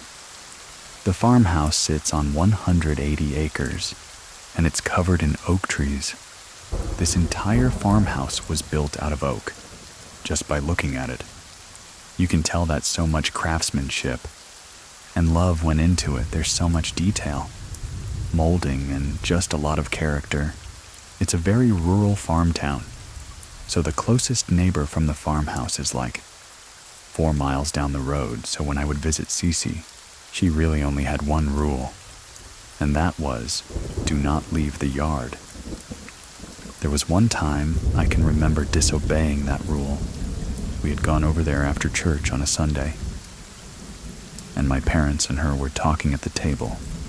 I was outside playing in the backyard, and about 50 yards behind the farmhouse is this really old fence surrounding the pasture, and I had chased, I want to say it was a butterfly, into this pasture. I remember my parents yelling at me. I was going to stay for a little while with her, and I waved bye to him. The next thing I hear is Cece just screaming at me, and I immediately start running towards her. And even back then she was old, but she was running right at me. And it's the only time I've ever seen panic and fear on her. I had never seen her like that before, and at the time I kind of took it as she was just this overly cautious grandmother. I loved and respected her so much, and I had never seen her that way, that I always obeyed her, and I never again wandered outside of that yard. My favorite thing about visiting her were her stories. The very first one that I can remember her telling me, and I would always beg her to tell it to me, was the boy who cried wolf. And she would always end it by saying, "If you tell lies, no one will believe you. When it truly matters, and when danger is lurking in the darkness," she was real big on, remember that whatever you say has meaning. And I still, to this day, it was like that was cemented into me. As I got older, Cece's stories got darker. All of them had a moral lesson to teach. And looking back on it, I really want to say, the biggest lesson she was trying to teach me was to be honest, brave, kind, but most prevalent. to listen to the wisdom and warnings of your elders that day that I wandered into the pasture, a place that I had explicitly been told not to go. I was more concerned with how erratic and frantic her behavior was. I didn't really think about what she was saying to me. In that moment, she was saying, "Do you know what could have happened to you? I told you to never go past that fence. You have no idea what's out there. If he finds you, you'll wish you wouldn't have been so foolish." Years later, those words came back to me, and I realized she knew exactly what was out there and was trying her hardest to protect me from that evil. And it's honestly where this whole story begins. It was in May of 2001, 3 months after her death. My parents moved my brother and I into the farmhouse. My brother was 12 and I was 10 at the time. Immediately, my dad began clearing the overgrowth, starting with the pasture. Once it was cleared, it started to tell this story. Scattered all across the pasture were tractors, large farming equipment, harvesting equipment, and it was like whoever had last used it stopped whatever work they were doing, walked away, and never came back. Later, we found out exactly what happened. At the very back of the pasture was a large 3-story barn, which still to this day is the biggest barn I've ever seen. The 3rd floor there was a small dwelling that's actually where my great-grandfather had lived with his wife and son while they were building the farmhouse. Directly behind the barn on the other side of the fence, there was this really large pond that was full of catfish and other fish. Surrounding that pond were just woods before the land was abandoned. Those woods were actually land that the cattle had used for grazing, so the woods were smaller, but they had a ton of overgrowth. So it was in August. We were getting ready to start back school. My dad had finally worked his way back to the woods behind the pond, and he had cleared them enough that my brother and I were able to finally walk through them and explore a little bit. At the very back of those woods, there was this huge, very wide, and deep ditch that cut the property completely in half. And on the other side there were just more fields that were surrounded by more woods. We told our dad about the ditch, and he was like, "Actually, your great-grandfather built a bridge that allowed him to cross over into the back fields with his tractors and equipment when he was harvesting." And it was a few days later. He drove us back there and was just showing us the property. He pointed to the very back tree line behind these fields, and he said that when he bought the place, he was told there was a fence in those woods that marked our property line. All summer, we had played in that barn, explored it, fished. We had a lot of fun, so we're like, yeah, we're gonna go find that fence. My dad had bought a 4-wheeler, just so he could get around on the property easier. With all the work that had to be done, he had given us permission to drive it. So we drove it back one day to the back tree line, and immediately we realized there was no way we were going to make it into those trees, into the woods with the 4-wheeler. It was just too overgrown. We parked in the middle of the field, right at the tree line, and went on foot. We walked a pretty long distance, I would say at least 20 minutes, before we finally found the fence. And it was halfway lying down, due to a lot of overgrowth limbs, things like that had fallen onto it, about 20 feet on the other side. The woods actually opened up to more farmland. To the right, you could actually see the end of the fence. And then again, that edge of the fence opened up to more farmland. These woods were much older. You could tell these trees were very old. They were 4 or 5 feet wide, very tall, huge canopy. The woods were a little bit brighter here, but we decided that we were going to walk to our left and see if we could find the other end of this fence. We walked for a very long ways, probably 30 minutes, and of course, we were having to make our way around fallen tree limbs. And fallen trees, you know, a lot of overgrowth thorny bushes, which really got in our way, so we had to walk around. The farther we went, the darker the woods got, and we both started to get this eerie feeling.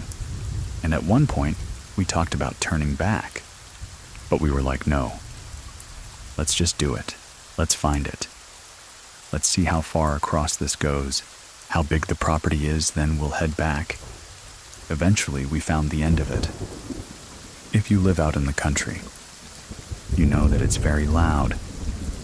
There's always some sort of animal insects. Trees whined. There's always some sort of noise. But the only thing we could even hear was the crunching of leaves under our footsteps. This was really eerie, so as soon as we saw it, we decided to head back. So we were walking at a left angle, so we could try to make it out. The same way we had come in, so we could get to the four-wheeler.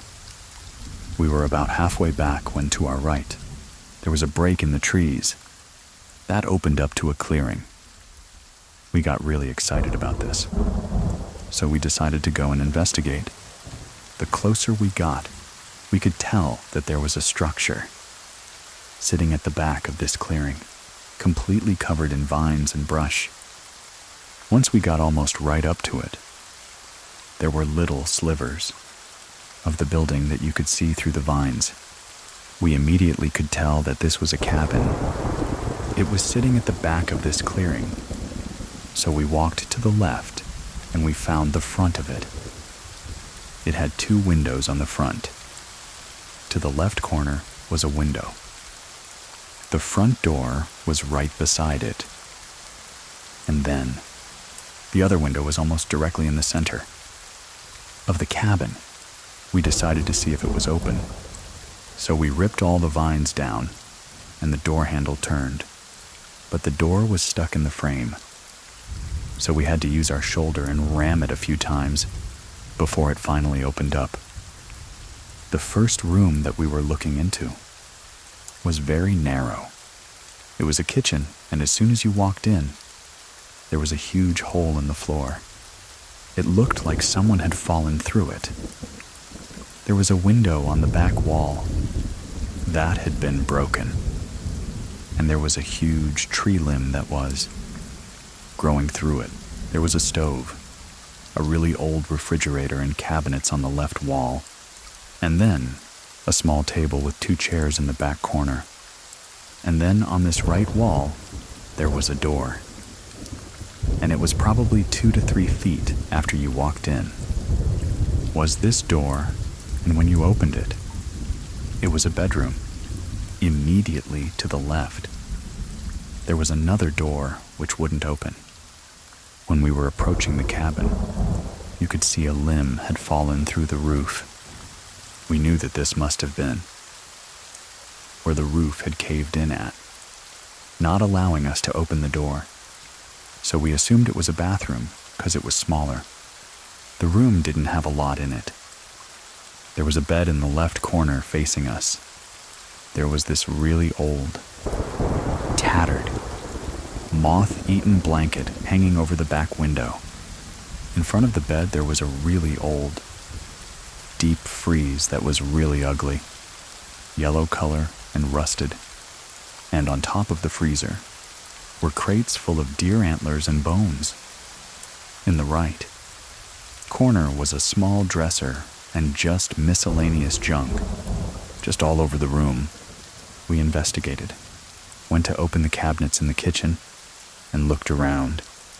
And we thought this is a really cool find. We were excited about finding this, but you could tell whoever had lived here had been very poor. So there wasn't really anything interesting. But we did talk about maybe cleaning it up, fixing the hole in the floor, making it a little clubhouse, making it a little clubhouse, making it a little... Please listen to the story. The smiling man from the woods. We didn't even have time to crouch back down. I mean, we both just kind of had our hands out, like we were bracing ourselves for whatever this was, to come hurtling into this cabin and find us. Some places hold memories, and others hold something much darker. What started as an innocent adventure into the woods led to an encounter that would haunt Mallory for years. A silent figure, impossible movements, and a smile that should have never been seen. This is a story of what she found and what found her. My name is Edwin, and here is Mallory's true scary story. My great-grandmother, Cece, died on Valentine's Day in 2001. When we lost her, we lost some knowledge in a generation that we can never get back. Cece, still to this day, is probably one of the sweetest, nicest, most genuine people I've ever known, and I was extremely close with her. But her death didn't really come as a surprise.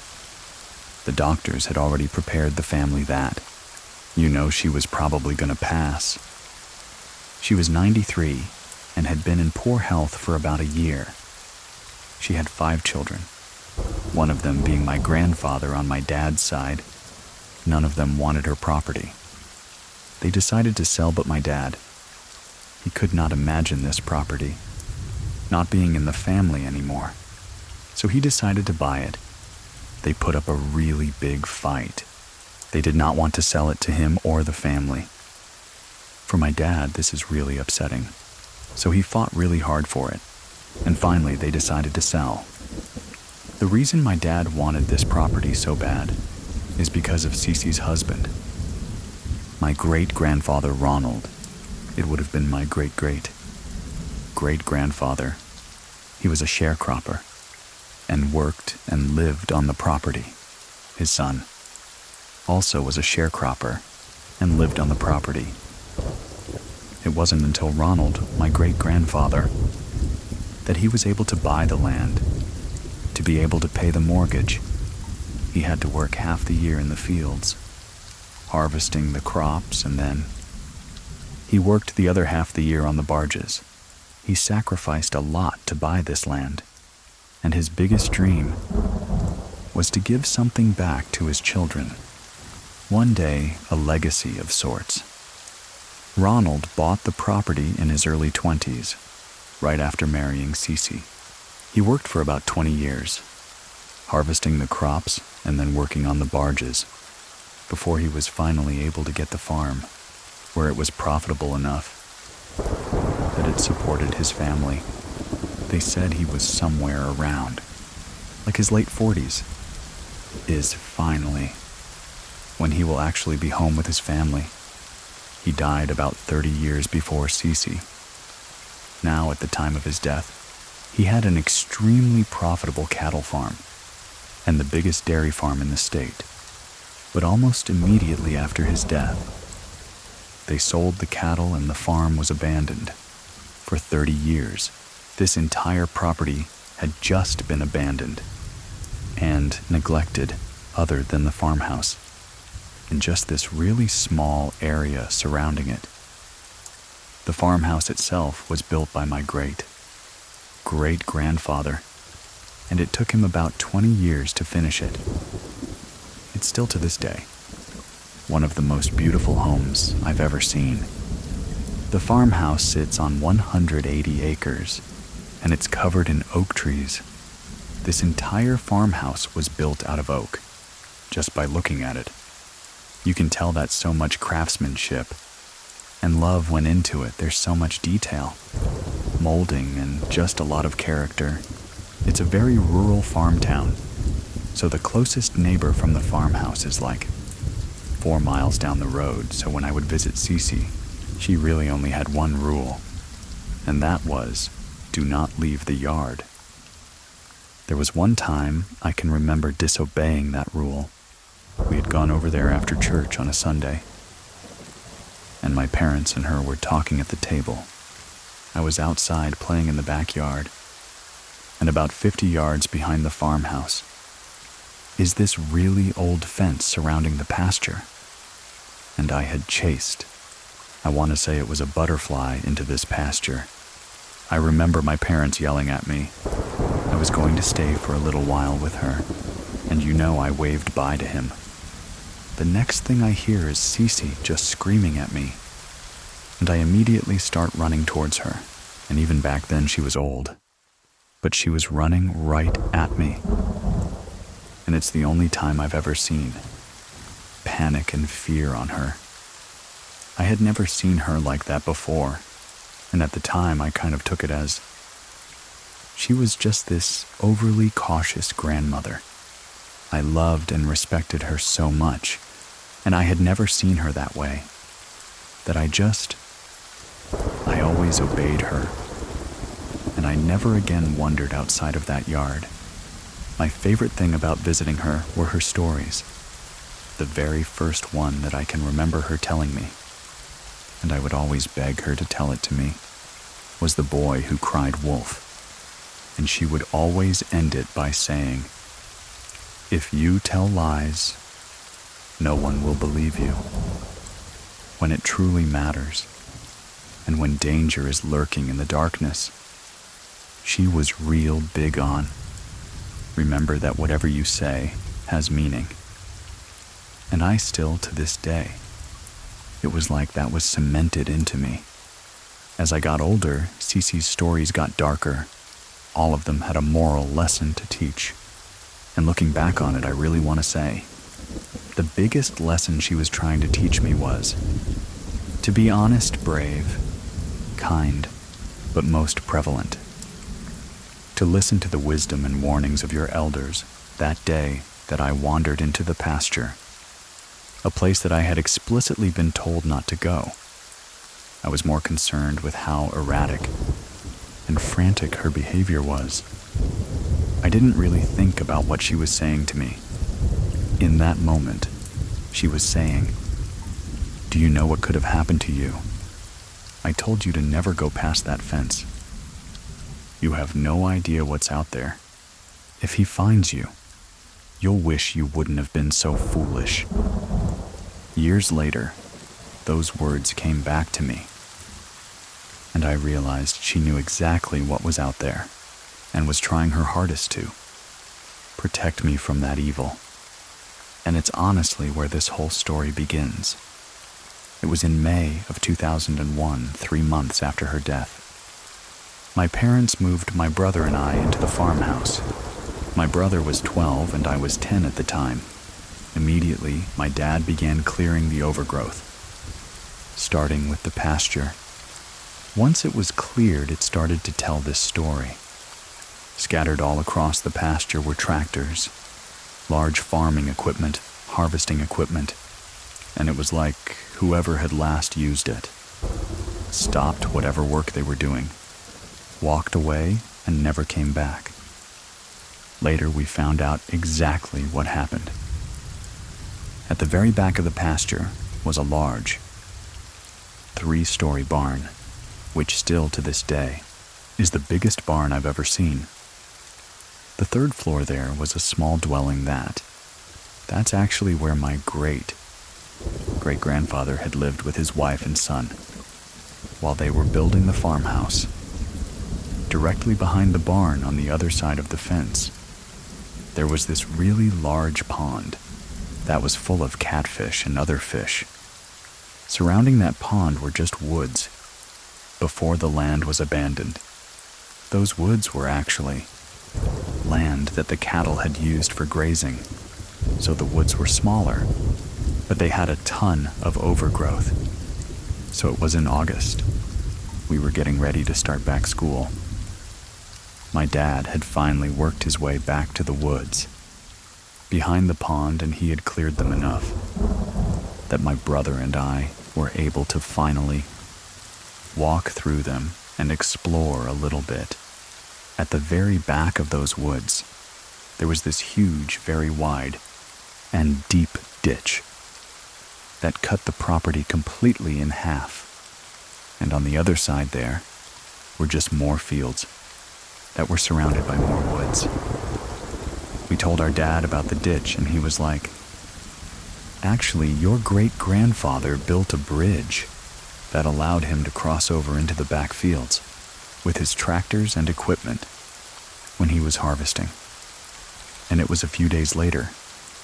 He drove us back there and was just showing us the property.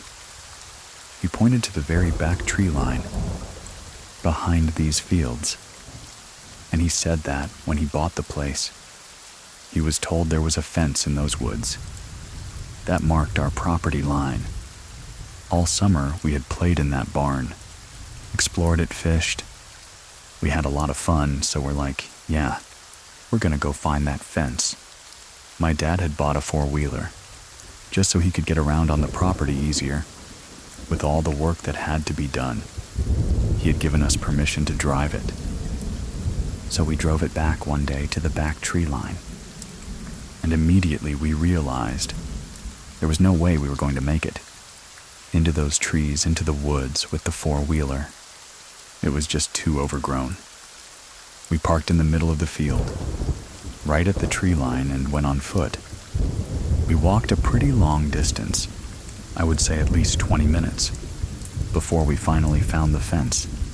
And it was halfway lying down due to a lot of overgrowth limbs, things like that had fallen onto it, about 20 feet on the other side. The woods actually opened up to more farmland. To the right, you could actually see the end of the fence. And then again, that edge of the fence opened up to more farmland. These woods were much older. You could tell these trees were very old. They were 4 or 5 feet wide. Very tall, huge canopy. The woods were a little bit brighter here, but we decided that we were going to walk to our left and see if we could find the other end of this fence. We walked for a very long ways, probably 30 minutes, and of course, we were having to make our way around fallen tree limbs. And fallen trees, you know, a lot of overgrowth thorny bushes, which really got in our way, so we had to walk around. The farther we went, the darker the woods got, and we both started to get this eerie feeling. And at one point, we talked about turning back, but we were like, no, let's just do it. Let's find it. Let's see how far across this goes, how big the property is, then we'll head back. Eventually, we found the end of it. If you live out in the country, you know that it's very loud. There's always some sort of animal, insects. Trees whined. There's always some sort of noise. But the only thing we could even hear was the crunching of leaves under our footsteps. This was really eerie, so as soon as we saw it, we decided to head back. So we were walking at a left angle, so we could try to make it out the same way we had come in, so we could get to the four-wheeler. We were about halfway back when, to our right, there was a break in the trees. That opened up to a clearing. We got really excited about this, so we decided to go and investigate. The closer we got, we could tell that there was a structure sitting at the back of this clearing, completely covered in vines and brush.